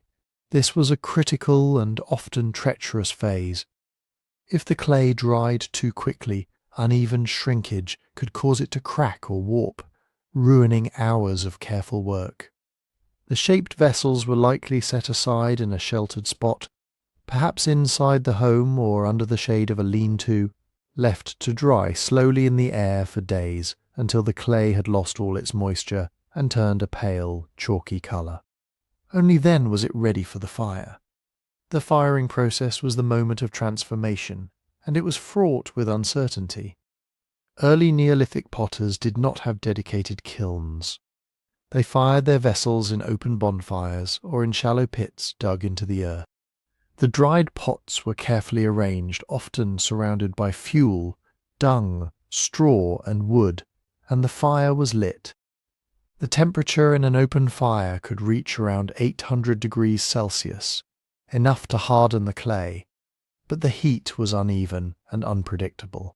The potter had to manage the fire, feeding it gradually, ensuring the vessels heated slowly at first to drive off any remaining moisture and prevent sudden explosive cracking. The entire firing process might take hours, and the results were never entirely certain. When the fire cooled, the vessels that emerged were permanently changed. They were hard, durable, and waterproof. Some might be a rich, earthy red if the fire had been well ventilated and the iron in the clay had oxidized. Others might be dark, smoky grey or black if the fire had been smothered, starving the clay of oxygen in a reducing atmosphere. Every firing was an experiment, and every vessel bore the unique marks of its encounter with the flames. The uses of these vessels were as varied as the needs of the village. Storage was perhaps the most critical. For the first time, people had containers that could hold grain, seeds, and dried legumes for months without succumbing to damp or pests. Large storage jars, sometimes as big as a person, were sunk into the floors of homes or leaned against walls, their thick walls keeping the contents cool and dry. Pottery also revolutionized cooking. Clay pots could be placed directly in the hearth, allowing food to be boiled and simmered in liquid for the first time, a vast expansion of culinary possibilities. Broths, stews, and porridges became staples, unlocking more nutrition from grains and tough cuts of meat. Smaller cups and bowls served at the table, while tiny, delicate vessels held pigments, medicines, or precious oils. And pottery served ritual purposes as well. Finely made, elaborately decorated vessels, clearly too precious for everyday use, were likely used in ceremonies, placed in shrines, or buried with the dead as grave goods, companions for the journey into the afterlife. As pottery spread, it became something more than a practical tool. It became a language. The choices a potter made, the shape of the vessel, the type of clay, the method of firing, and most visibly, the decoration were all learned within a community. Archaeologists can often trace the movement of people and the extent of trade networks simply by looking at the styles of pottery found at different sites. A vessel decorated with a specific geometric pattern, painted with a particular mineral pigment, or shaped in a distinctive way might be instantly recognizable as the product of a certain village or region. When such a vessel is found far from its origin, it tells a story of connection, of exchange, of shared tastes and meanings. The very act of decorating pottery was an expression of cultural identity. The motifs painted or incised onto the surface, chevrons, spirals, cross-hatching, stylized animals or plants, may have carried specific meanings, marking a vessel as belonging to a particular family, clan, or tradition. Behind every sherd of pottery lies an immense investment of human time and skill. A single large storage jar might represent days of work, gathering and preparing the clay, building the vessel, drying it, gathering fuel, tending the fire, and then, after all that effort, accepting that the kiln might claim a third of the batch as casualties. The potters themselves were specialists of a kind, individuals within the village who had developed a particular mastery over this capricious material. It is easy to imagine them as the quiet observers of the community, watching the weather, judging the dampness of the air, knowing by touch when the clay was ready, and reading the colour of the flames like a language only they could fully understand. Their craft was a form of slow, deliberate magic, coaxing permanence from the mud beneath their feet. And it is through these humble fragments that we often come closest to the daily realities of Neolithic life. Pottery survives while wood rots, textiles decay and food vanishes. A fired clay vessel endures for millennia, waiting in the earth to tell its story.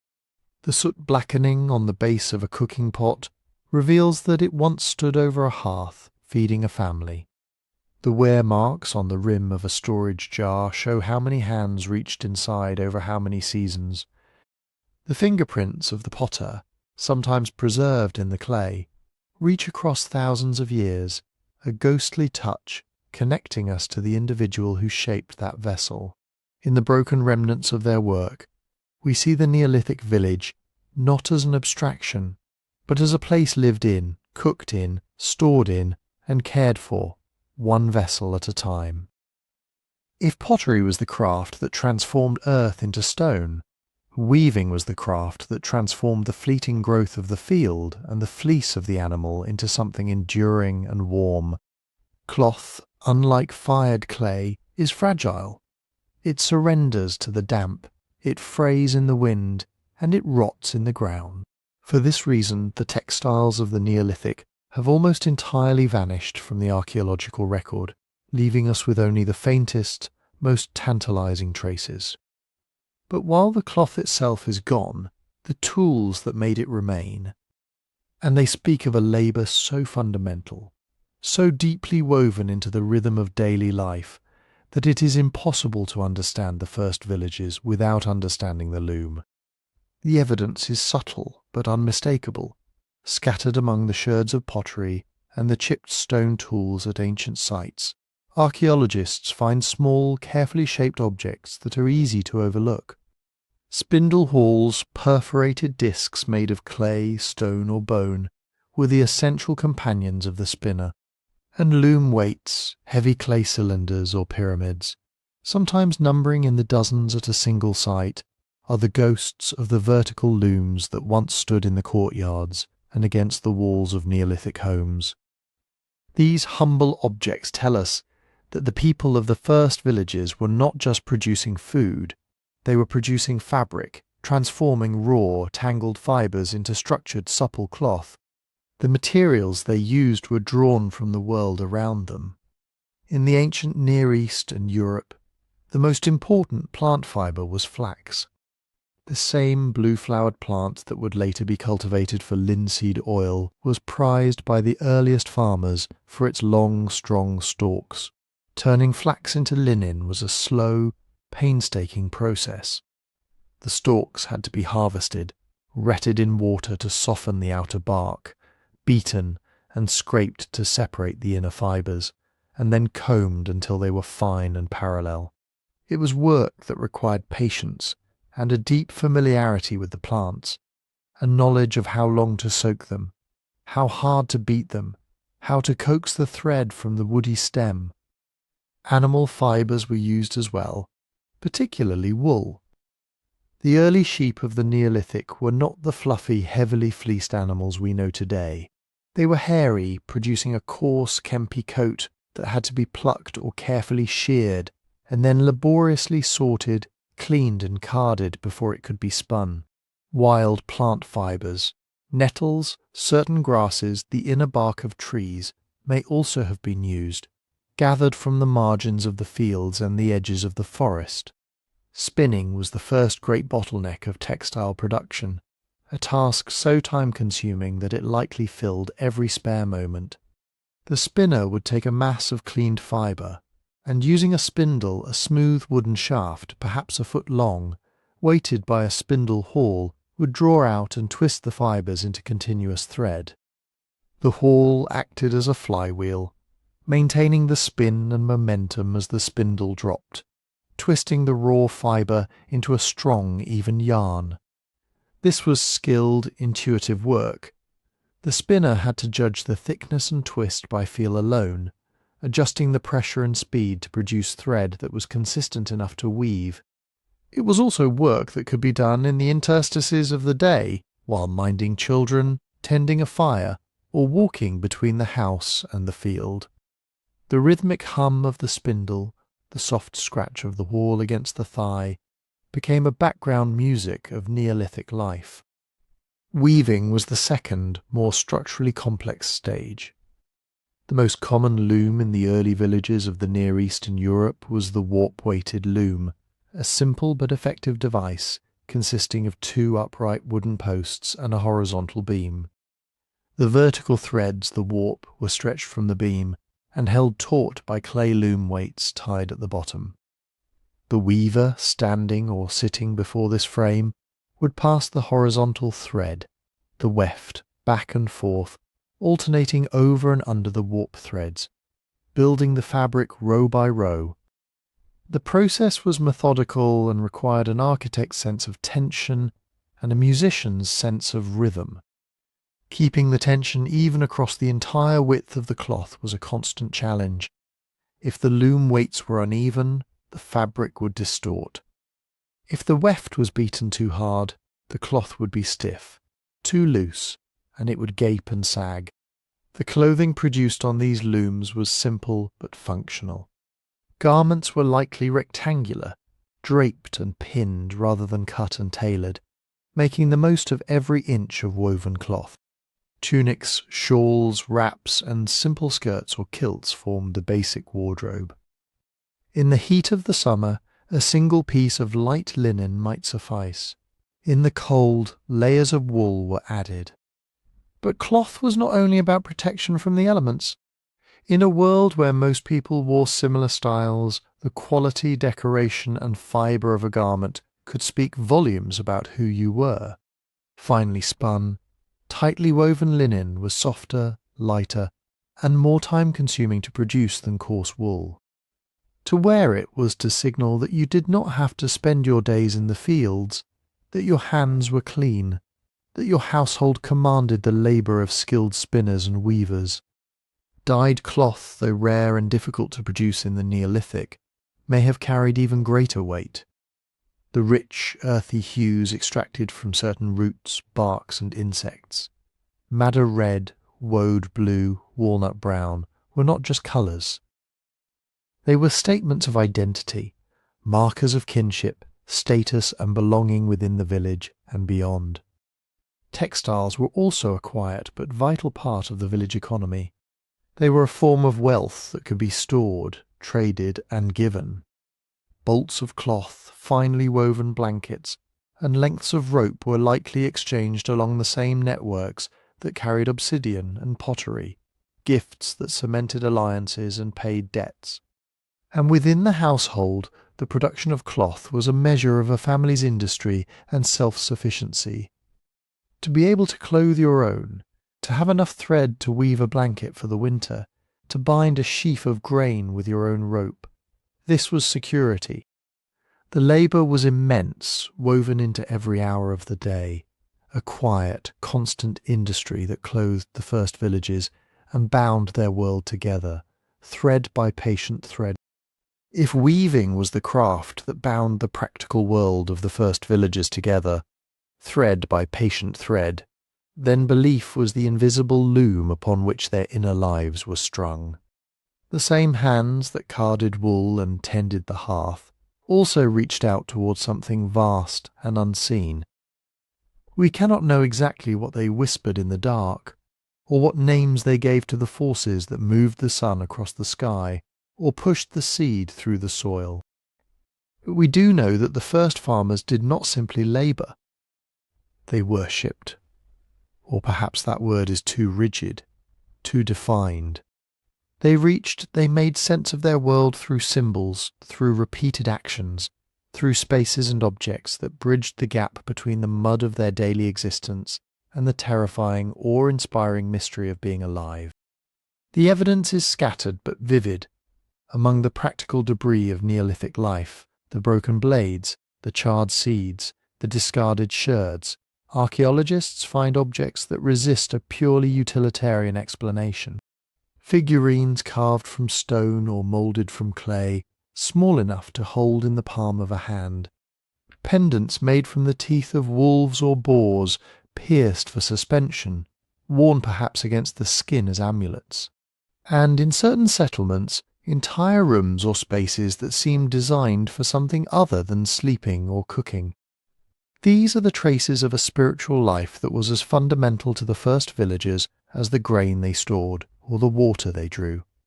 At Çatalhöyük, the ancient settlement in central Anatolia, the walls themselves seem to speak. Over the course of its long occupation, the people of Çatalhöyük covered the plastered interiors of their homes with paintings and reliefs, layering them over and over again across the generations.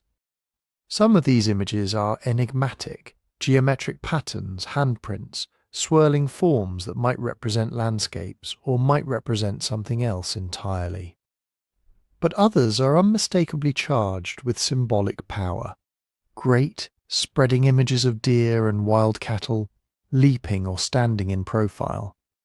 Massive plastered bull horns, bucrania, protruding from the walls like the bones of some enormous mythic beast, their curving forms casting deep shadows in the firelight.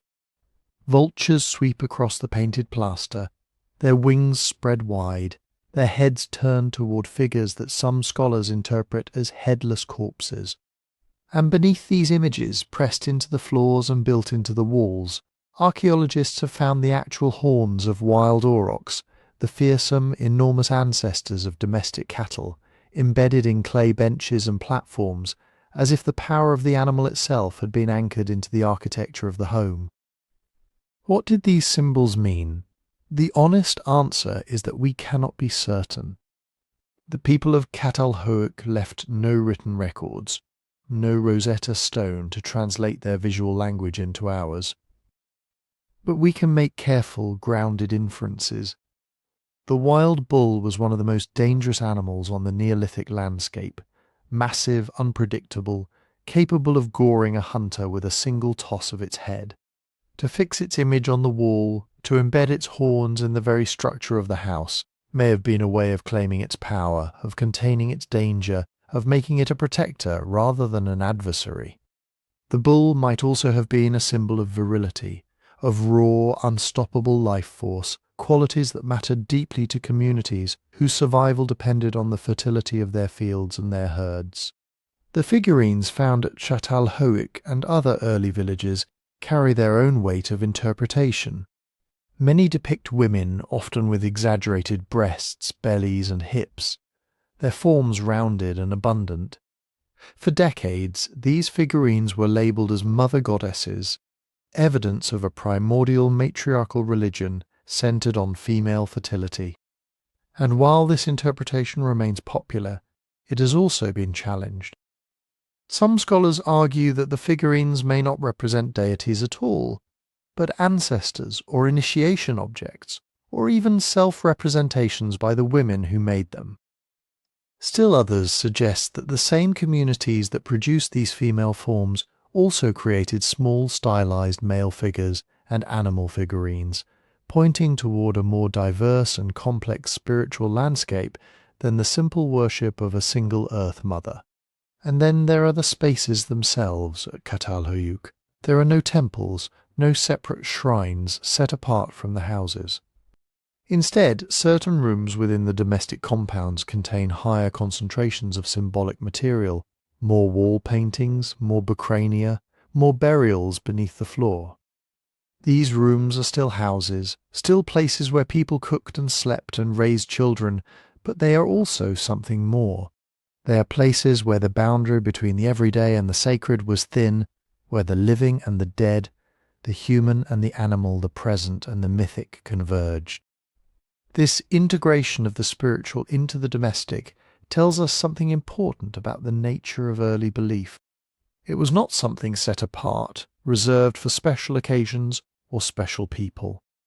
It was woven into the fabric of daily life, as present and as necessary as the fire on the hearth. This shared world of symbol and ritual may have served a crucial practical function. The first villages were fragile communities, bound together by mutual dependence and mutual obligation. In a world where a bad harvest or a disease outbreak could spell disaster, the ties that held a community together were as important as the walls that kept the wind out. Shared belief, common stories, common rituals, common sacred spaces provided a powerful form of social glue. When everyone participated in the same ceremonies, when everyone revered the same symbols, when everyone understood the world through the same framework of meaning, the bonds of trust and cooperation were strengthened. Ritual was not just a way of pleasing the gods, it was a way of binding the group. But we must be careful not to overstate our certainty. The archaeological record is a shadow of a shadow, a faint impression left by lives that were rich, complex, and largely invisible to us. When we look at a figurine or a wall painting, we are seeing the end point of a long chain of thought, emotion, and tradition that we can never fully reconstruct. The people of the first villages may have believed in gods and spirits. They may have practiced elaborate ceremonies and told epic myths. They may have seen the world as alive, with meaning in ways we can barely imagine. Or they may have been pragmatists using symbols not out of deep theological conviction, but out of habit, tradition, and a quiet hope that if they did things the way their ancestors had done them, things would turn out all right. The truth, as is so often the case, probably lies somewhere in between, or beyond our categories entirely. What we can say is that the first farmers did not live by bread alone. They lived by stories, by symbols, by the recurring rhythms of ritual that gave shape and meaning to their days. If the spiritual life of the first villagers reached outward toward the vast unknowable forces of the wild and the weather, it also reached inward, downward, into the very earth beneath their feet. The same hands that pressed clay into the shape of a figurine, that embedded aurochs horns into the walls of a home, also dug into the floors of their houses to lay the dead to rest. And this is perhaps one of the most striking, most intimate features of life in the early Neolithic villages. They did not carry their dead to distant cemeteries, to places set apart from the living. They buried them beneath the floors of their own homes, right there, beneath the plaster, within arm's reach of the hearth. Imagine that for a moment. You wake up in the morning, and the floor beneath your sleeping mat holds the bones of your grandmother. Your children play on a surface that covers the remains of your father, your sister, your uncle. You cook your meals, you tell your stories, you argue and laugh and weep, and all the while the dead are right there with you. Not separated by a journey across a landscape, not confined to a space outside the village walls, but present, as much a part of the household as the living members. The practice of subfloor burial is found across the Neolithic world, from the plains of Anatolia to the hills of the Levant. At Çatalhöyük, for example, excavations have revealed dozens of bodies buried beneath the floors of individual houses, often stacked in layers over the generations. The dead were typically placed in a tightly flexed position, their knees drawn up to their chests, their arms folded as if they were sleeping. And they were buried with care. Grave goods have been found with many of these interments, objects that reveal something profound about the beliefs of the living. What do these grave goods tell us?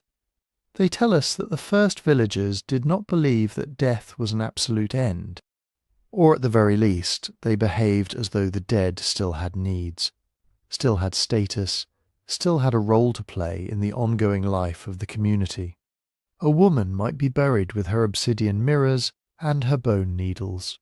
A man might be interred with his finest flint blades, with a polished axe, with a necklace of stone beads. Children too were sometimes buried with objects of beauty and value, small gifts placed beside them as if to comfort them in whatever lay beyond. But the grave goods suggest more than just care for the dead. They hint at a belief in continued existence. If you bury someone with tools, with ornaments, with the materials of daily life, you are acting on the assumption that those objects will be useful to them, that they are going somewhere, or continuing in some form where such things still matter. This is one of the earliest pieces of evidence we have for human beings conceiving of an afterlife. And it is deeply, quietly moving. These people, who had only just begun to plant seeds and watch them grow, who were only just beginning to understand the cycle of death and rebirth in the natural world, may have been extending that same logic to themselves.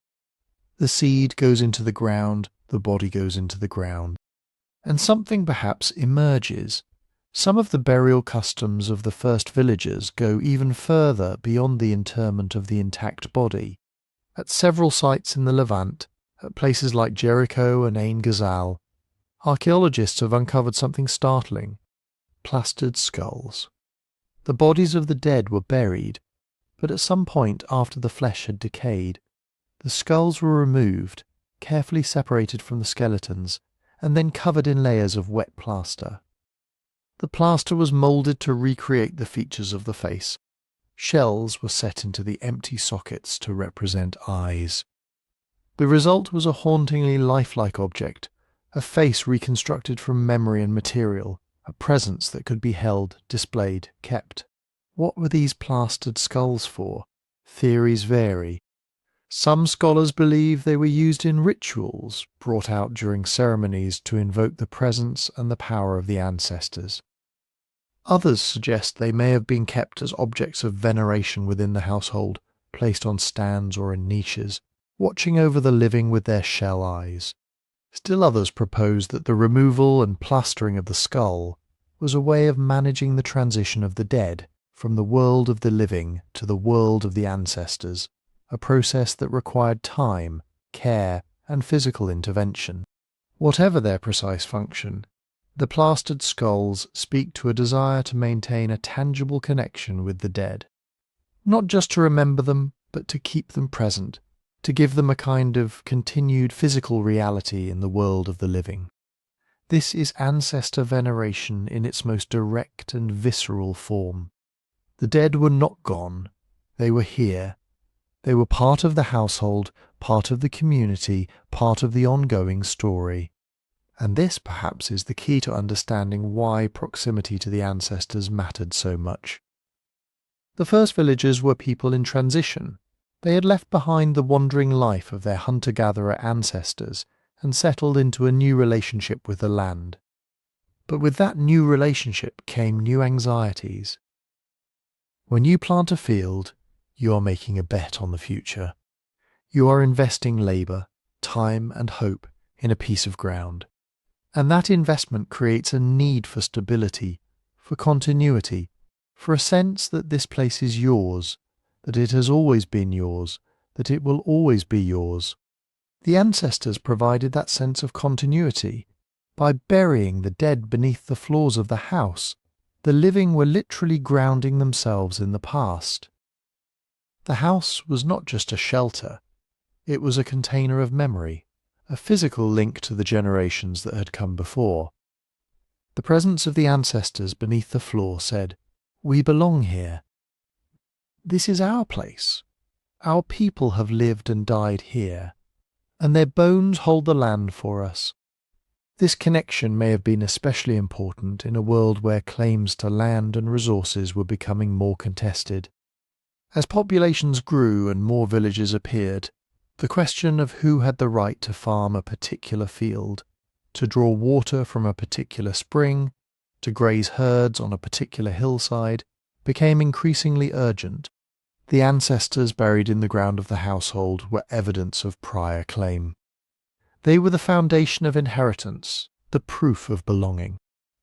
To live above the bones of your forebears was to assert your place in the world with a gravity that no argument could easily overturn.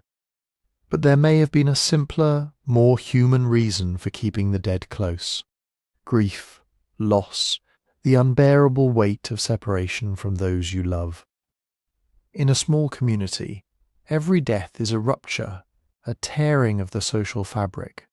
To bury the dead beneath the floor was to keep them near, to soften the violence of their absence, to create a space where the relationship could continue in a new form.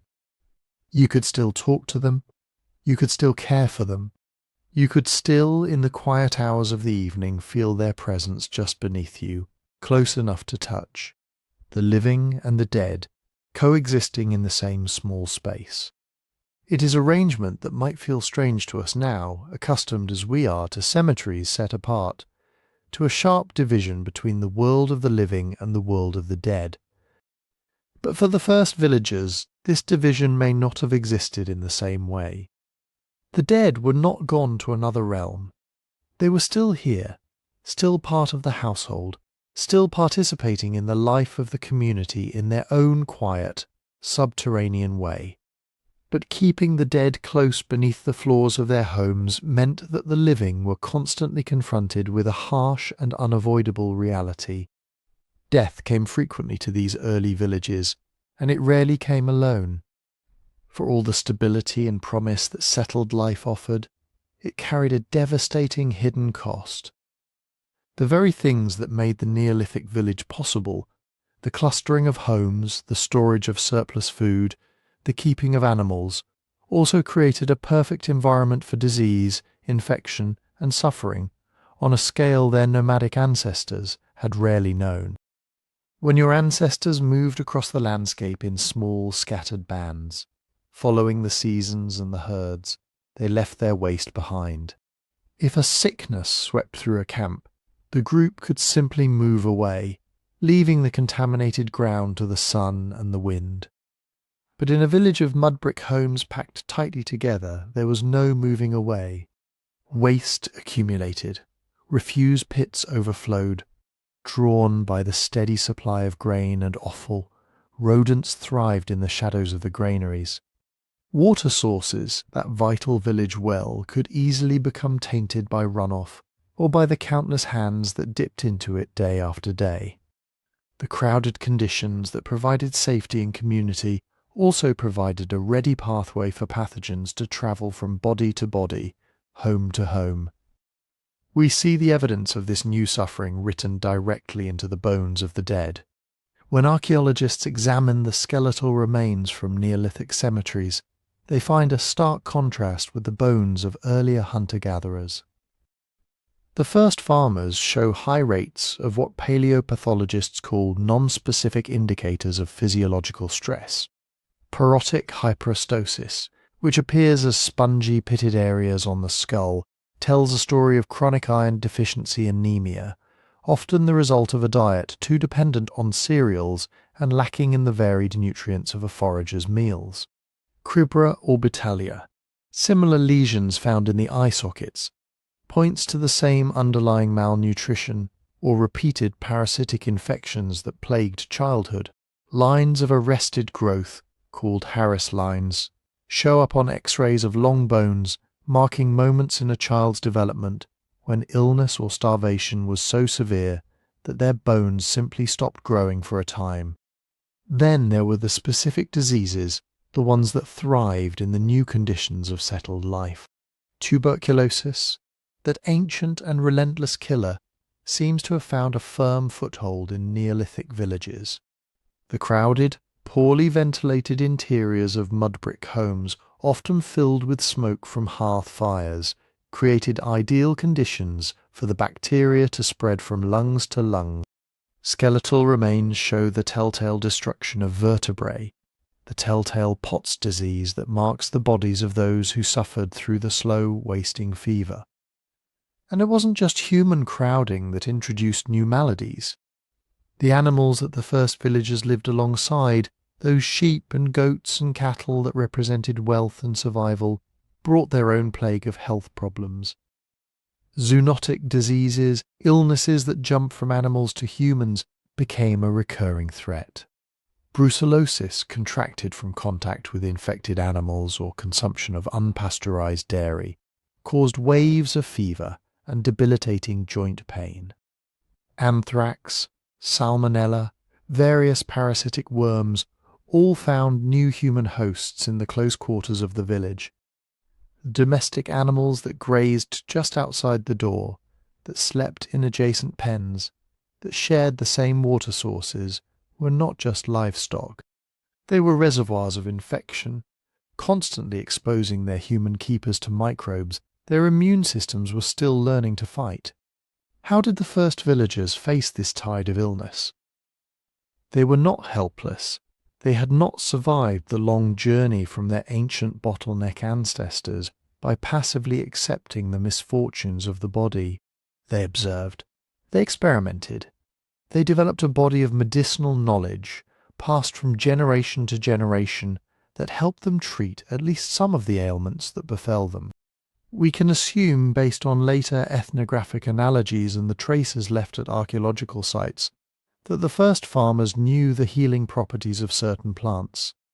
Willow bark, chewed or brewed into a tea, could ease the ache of fever and joint pain, a natural source of the same salicylic acid that would one day be synthesized into aspirin. Yarrow might have been used to stop bleeding. Various herbs and roots could serve as purgatives or treatments for intestinal parasites. a constant battle given the sanitation conditions. We also see evidence of something more dramatic. Neolithic skulls have been found bearing the marks of trepanation, the surgical removal of a piece of bone from the cranium. In some cases, the edges of the hole show signs of healing, meaning the patient survived the procedure and lived for years afterward. Why they did this remains uncertain. Perhaps to relieve pressure from head wounds, perhaps to release evil spirits thought to cause seizures or madness. But whatever the reasoning, the very act of cutting into a living skull and having the patient survive suggests a certain boldness, a willingness to intervene directly in the crisis of the body. Yet for all their accumulated wisdom, mortality was a constant companion. Life expectancy at birth in a Neolithic village was shockingly low by modern standards, perhaps only 25 to 30 years. But that number is deeply misleading. The high rate of infant and childhood mortality drags the average down dramatically. If a child survived past the dangerous early years, past the vulnerability of weaning and the first exposures to disease, they might well live into their 50s or even 60s. But the risks never fully receded. Women faced the ever-present dangers of childbirth in an era without sterile conditions or surgical intervention. Men suffered injuries from agricultural labour and the occasional conflict. And in a world without antibiotics, even a simple cut could lead to a fatal infection. We also find evidence that the sick were not simply abandoned. At sites across the Neolithic world, excavations have uncovered individuals who had clearly survived severe injuries or lived with chronic conditions for extended periods. A fractured femur that had healed, leaving the bone crooked but fused, meaning someone had to set the brake and care for the person during the long weeks of immobilization. An elderly man with advanced arthritis who could not have fed himself or moved without assistance. A woman with a badly decayed jaw who must have needed her food prepared, specially perhaps chewed by another and given to her for years. These bones whisper a quiet but profound truth about the first villages. They cared for each other. When a member of the community fell, the others rallied. They brought water, they gathered herbs, they sat beside the sick mat through the long fevered nights. And when healing failed, when the breath finally rattled out of a loved one's chest, they washed the body. They wrapped it in cloth, they lowered it into the earth beneath the floor, and they returned to the surface to continue the unending labour of keeping the village alive, carrying the weight of memory and loss in their bones, alongside the seeds they planted and the children they raised. That same impulse to care for the sick and vulnerable reveals something profound about the first villages. They were not just collections of households clustered behind mud-brick walls. They were communities bound together by intricate webs of obligation, kinship, and shared identity. But these bonds were also tested by the very nature of settled life. Living in such close proximity, year after year, generation after generation, meant that the potential for both deep cooperation and simmering conflict was woven into the fabric of every single day. When we look at the archaeological record of these early settlements, what we primarily see is evidence of cooperation. The very existence of a village is a monument to collective effort. You cannot build and maintain irrigation channels, construct communal granaries, or organize the defense of a settlement alone. The harvest itself required coordination. Fields of grain ripened all at once, and the window to reap, thresh, and store the bounty before pests or weather could destroy it was narrow. This demanded a pooling of labour, a shared rhythm of work that tied each household's survival to the efforts of its neighbours. Yet the question of how resources like land and grain were distributed is one of the most tantalizing mysteries of the Neolithic. In the earliest villages, the evidence strongly points toward a remarkable degree of social equality. The homes are roughly the same size. The storage bins hold similar quantities of grain. The grave goods buried with the dead show little distinction in wealth or status. It seems that for a long time the harvest was shared according to need, or perhaps divided equally among households. The land itself was likely viewed not as private property to be owned by an individual, but as a communal trust, a shared inheritance from the ancestors whose bones rested beneath the floors. But the pressures of settled life could strain this egalitarian balance. A family with more surviving children might accumulate more labour, allowing them to clear and farm more land. A household that suffered a run of bad luck, a fire, an illness, a bad harvest, might fall into debt to their more fortunate neighbours, trading a portion of their future harvest for grain to survive the winter.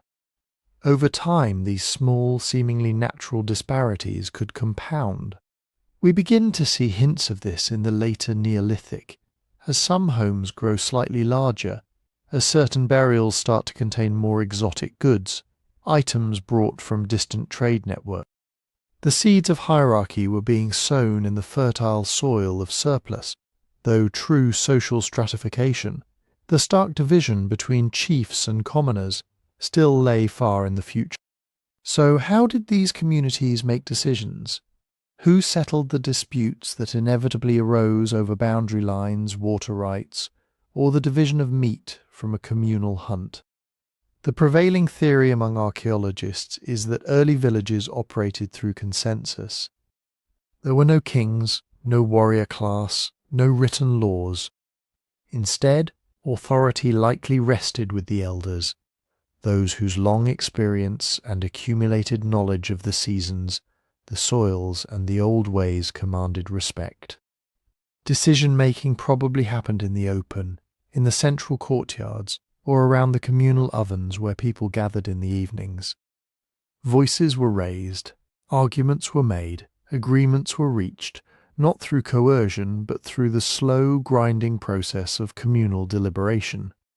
The social pressure to conform, to maintain the harmony of the group, was a powerful force. In a world where exile could mean death, being outcast from the community was a threat far more effective than any physical punishment. But harmony was not always possible. When we look closely at the skeletal remains and the ruins, we find the rare but unsettling traces of violence. Most Neolithic villages show little evidence of organized warfare. There are no mass graves of slain warriors, no burnt fortification walls. The image of constant savage conflict between rival tribes is largely a myth when it comes to these early farming communities. The populations were simply too small, the distances between settlements often too great to sustain large-scale raiding. But people are people, and tempers flared. We see healed fractures on skulls, the telltale signs of a blow from a stone or a fist. We find a few arrowheads embedded in bones, hinting at ambushes or personal vendettas that turned deadly. These were likely local affairs, disputes over inheritances, romantic rivalries, or perceived slights that escalated in the heat of the moment, rather than systematic campaigns of conquest. The real challenge of village life was managing the friction of daily coexistence. How do you resolve a dispute when the person you are angry with lives in the house right next to yours, when their fields border yours, when you must see them at the well every single morning? This required the development of something uniquely human, something as vital as the grain they grew. It required social grease, the rituals, the gift-giving, the elaborate politeness, the gossip, the mediation by elders, all the complex unwritten rules that allowed people to live together without tearing each other apart. The village was a fragile thing, dependent not just on the rains and the soil, but on the endless, patient work of maintaining relationships, of balancing the needs of the individual household against the identity and survival of the whole. And it was in this delicate, daily negotiation that the true foundation of civilization was laid, a foundation not of stone or mudbrick, but of compromise, obligation, and the stubborn determination to hold the community together, even when the cracks began to show. As the sun dipped below the horizon, painting the sky in fading shades of amber and deep violet, the frenetic energy of the village would finally begin to ebb. The intense, pressing labour of the day, the weeding, the grinding, the endless carrying of water and fuel gave way to a slower, more measured rhythm.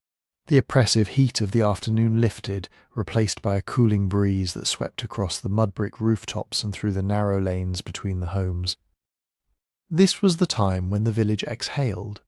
The livestock were settled into their pens, their restless shuffling and low calls providing a steady, comforting backdrop.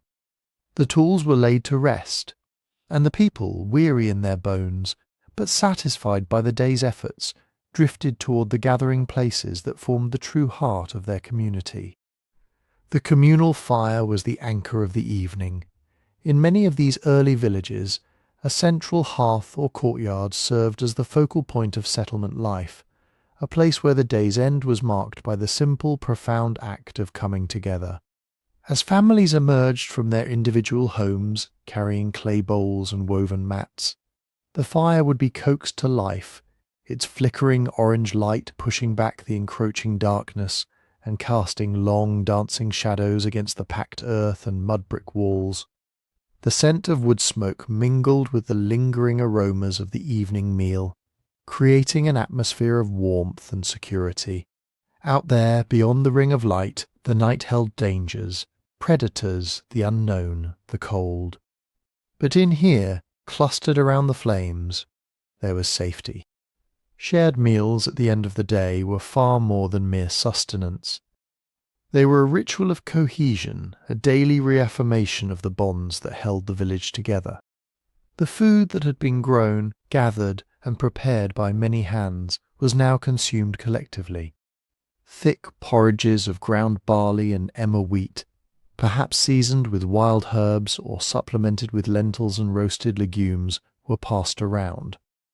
If a hunt had been successful or a goat slaughtered, the meat was shared according to custom, distributed in a way that reinforced social obligations and ensured that no one went hungry. Eating together was a tangible expression of the village's interdependence. When you broke bread with your neighbours, quite literally, you were acknowledging that your survival was tied to theirs. The communal hearth was the great equaliser, the place where the minor frictions and disputes of the day could be smoothed over, where the social grease of shared food and warmth kept the machinery of the community turning.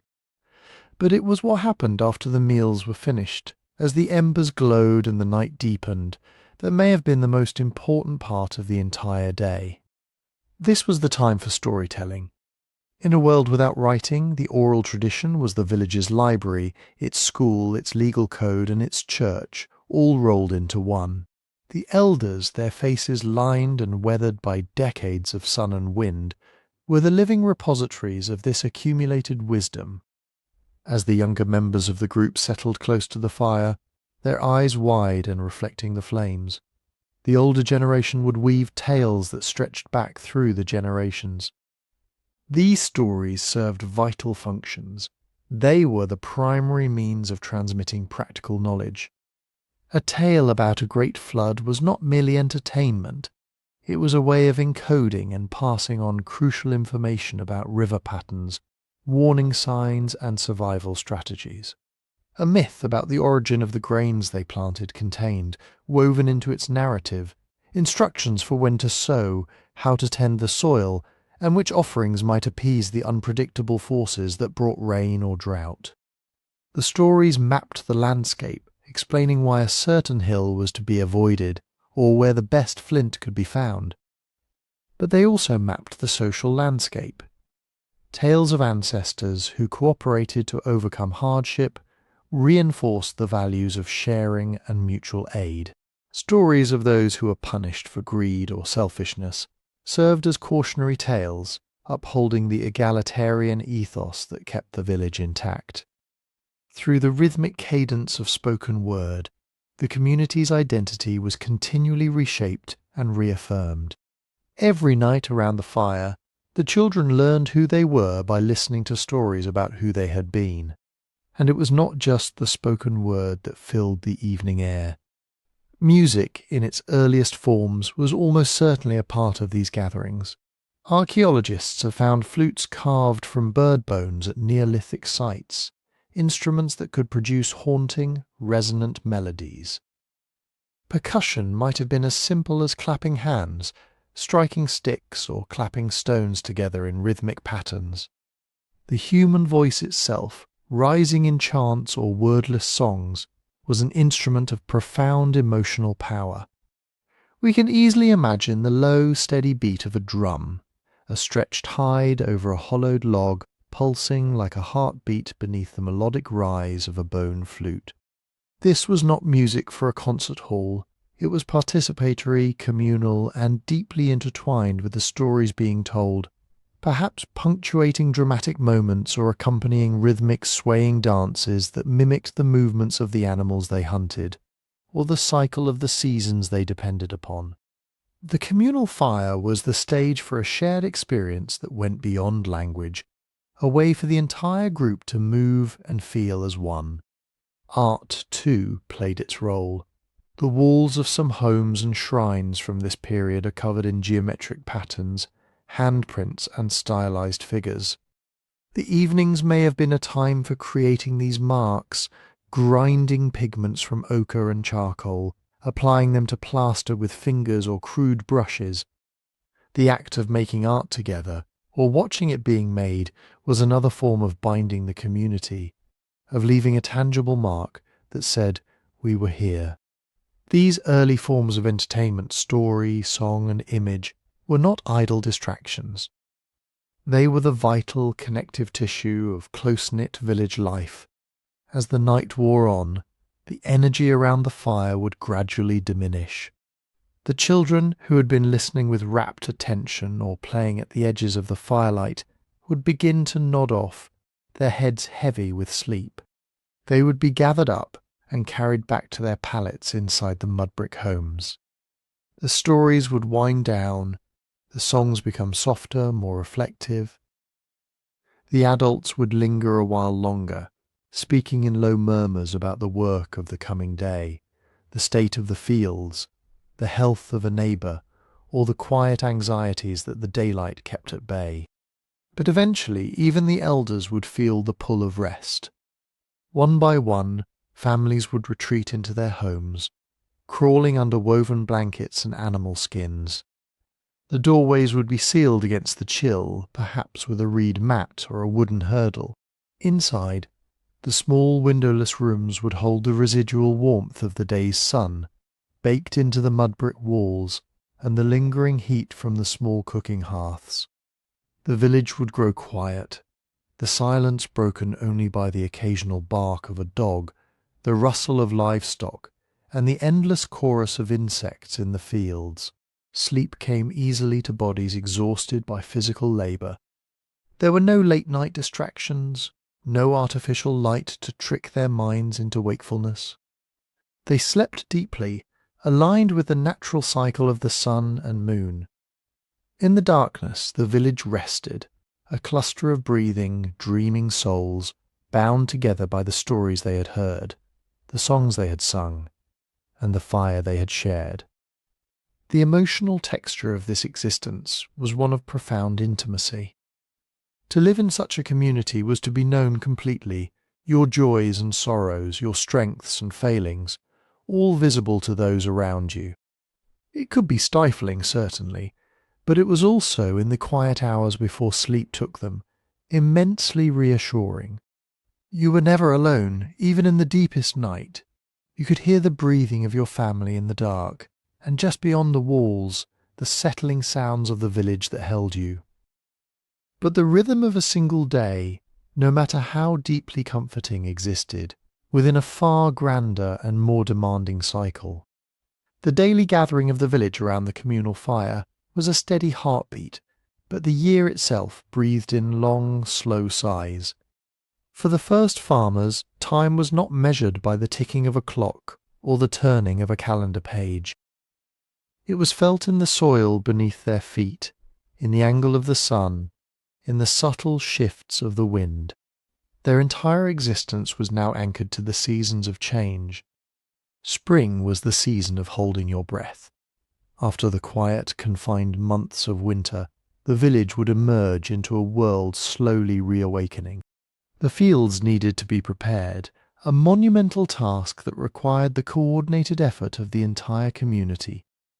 The soil, compacted by winter rains, had to be broken and turned. Long before the innovation of the plough, this meant hours of agonizingly slow work with digging sticks and hoes, breaking the earth clod by clod, saving the precious seeds that would sustain them all. The planting was an act of profound faith. They placed the future of their children into the ground, covering it over, trusting that the unseen forces governing the sky and soil would be kind. As the weeks stretched on, the faith of spring inevitably gave way to the anxious vigilance of summer. The green shoots emerged, promising life, but they also attracted the hungry attention of birds, insects, and grazing animals. The daily routine shifted to protection and tending. Children were stationed in the fields, their voices and thrown stones driving away the flocks of hungry sparrows. Water became an obsession. In regions where rainfall was unreliable, the knowledge of how to channel water from a river or spring was the difference between a full belly and starvation. They watched the skies with a desperate, practiced eye. Too much rain could rot the roots or wash the soil away. Too little could wither the stalks before the grain had even formed. Every day the farmers walked their fields, pulling weeds, checking the moisture, waiting. Then came the harvest, a season of frantic, desperate labour. When the grain turned gold and heavy, there was no time to lose. The entire village mobilized. The work began at dawn and did not stop until the last light faded from the sky. Men, women, and children worked side by side, harvesting the stalks with flint-toothed sickles, the rough edges of the stone biting into the stems, the dry stalks scratching their arms and faces. It was back-breaking work, but it carried an undercurrent of joy, even of relief. The bounty of the earth was finally in their hands. But the harvest was also a race against the elements. A single violent storm at the wrong moment could flatten the stalks, shattering the ripe grain into the mud, wiping out a year's worth of labour in an afternoon. They harvested with an eye constantly on the horizon, racing the weather. And what of the seasons that turned against them? For all their intimate knowledge of the land, these early farmers were terrifyingly vulnerable to the whims of a shifting climate. Droughts were the silent, creeping terror. Archaeologists examining plant remains from early village sites sometimes find sudden stark shifts in the types of grains being consumed. When the preferred delicate crops failed, the villagers fell back on drought-resistant weeds and wild grasses, their diet narrowing, their bodies growing thinner. Floods were the violent opposite, arriving in a destructive rush that could scour away topsoil and demolish the mudbrick homes that sat so low to the ground. When these disasters struck, the survival of the village relied entirely on what they had stored away during the years of plenty. Storage was the quiet architecture of survival. The village's granaries were the true temples of the Neolithic, though they were rarely as glamorous as later religious structures. Deep pits were dug into the ground, their walls lined with clay and sealed to keep out moisture and rodents. Large clay bins stood inside homes, holding the surplus that would carry them through the dark months. The act of storing food fundamentally changed how these people thought about time and security. A successful harvest was no longer just an occasion for immediate feasting. It was a deposit in a literal bank against future starvation. The communal oversight of these stores likely required a level of social organization that earlier hunter-gatherers never needed. Decisions had to be made about how much to distribute now and how much to keep sealed away. The guardians of the stores, perhaps the elders or prominent families, held an immense responsibility, and with it a certain power. The transitions between these seasons, the successful planting, the safe harvest, the securing of the stores, were not merely agricultural milestones. They were the anchors of spiritual life.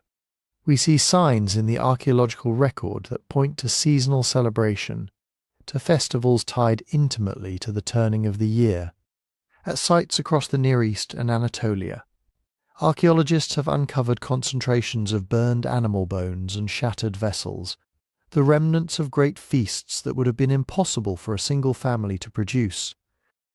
These are the footprints of communal gatherings, of moments when the village came together not just to eat, but to give thanks, to appease, to celebrate having survived another cycle.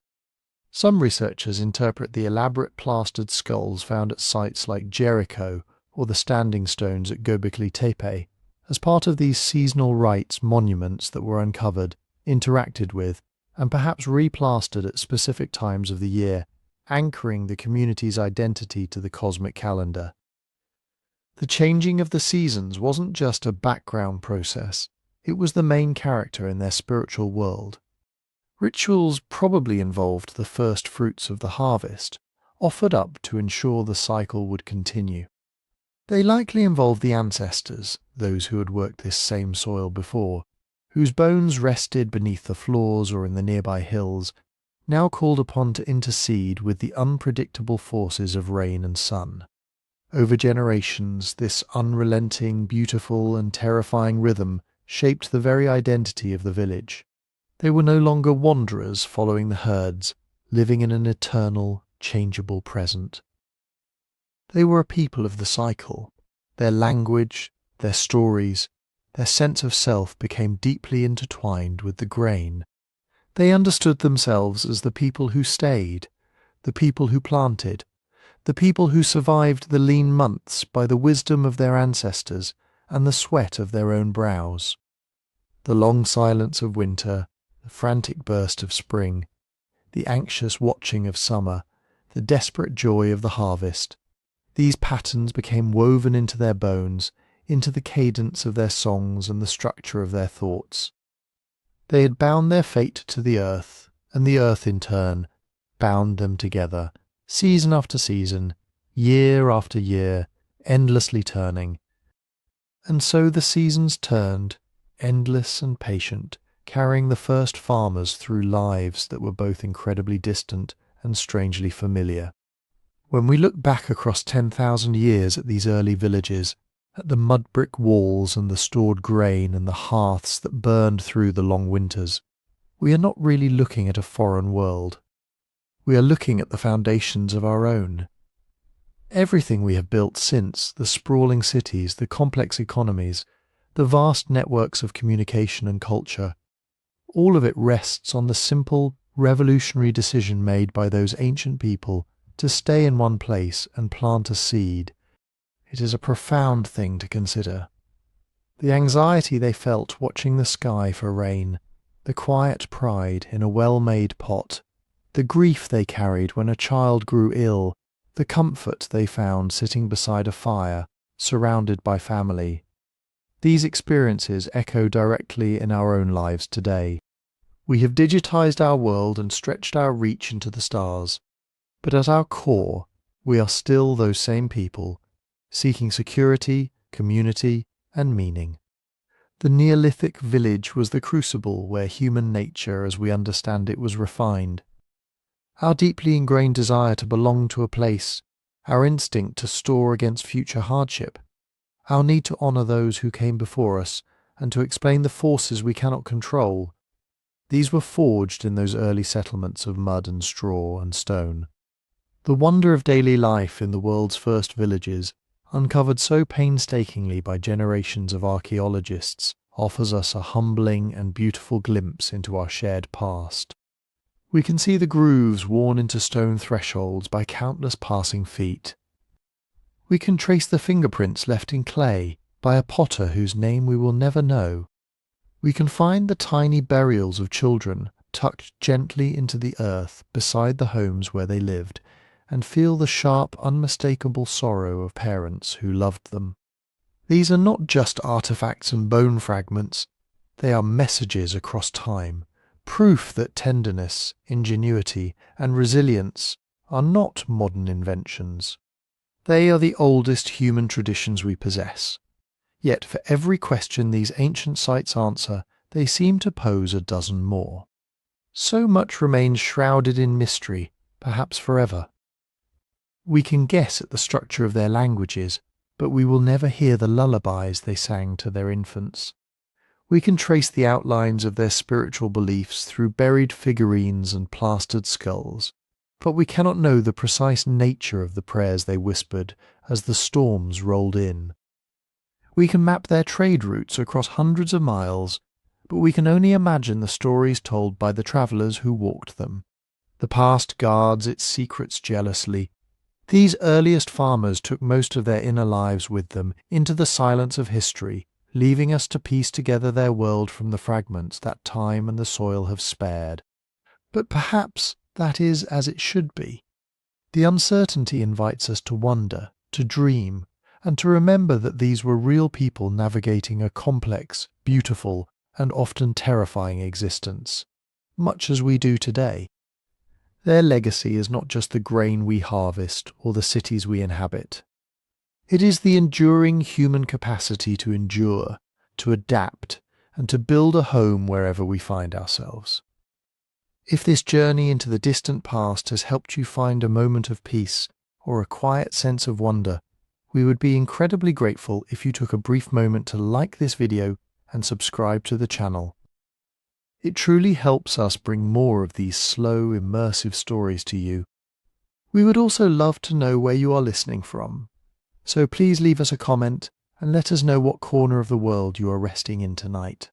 And if you would like to support our work and enjoy these stories without the interruption of the screen, the very best way to do so is by listening on Spotify.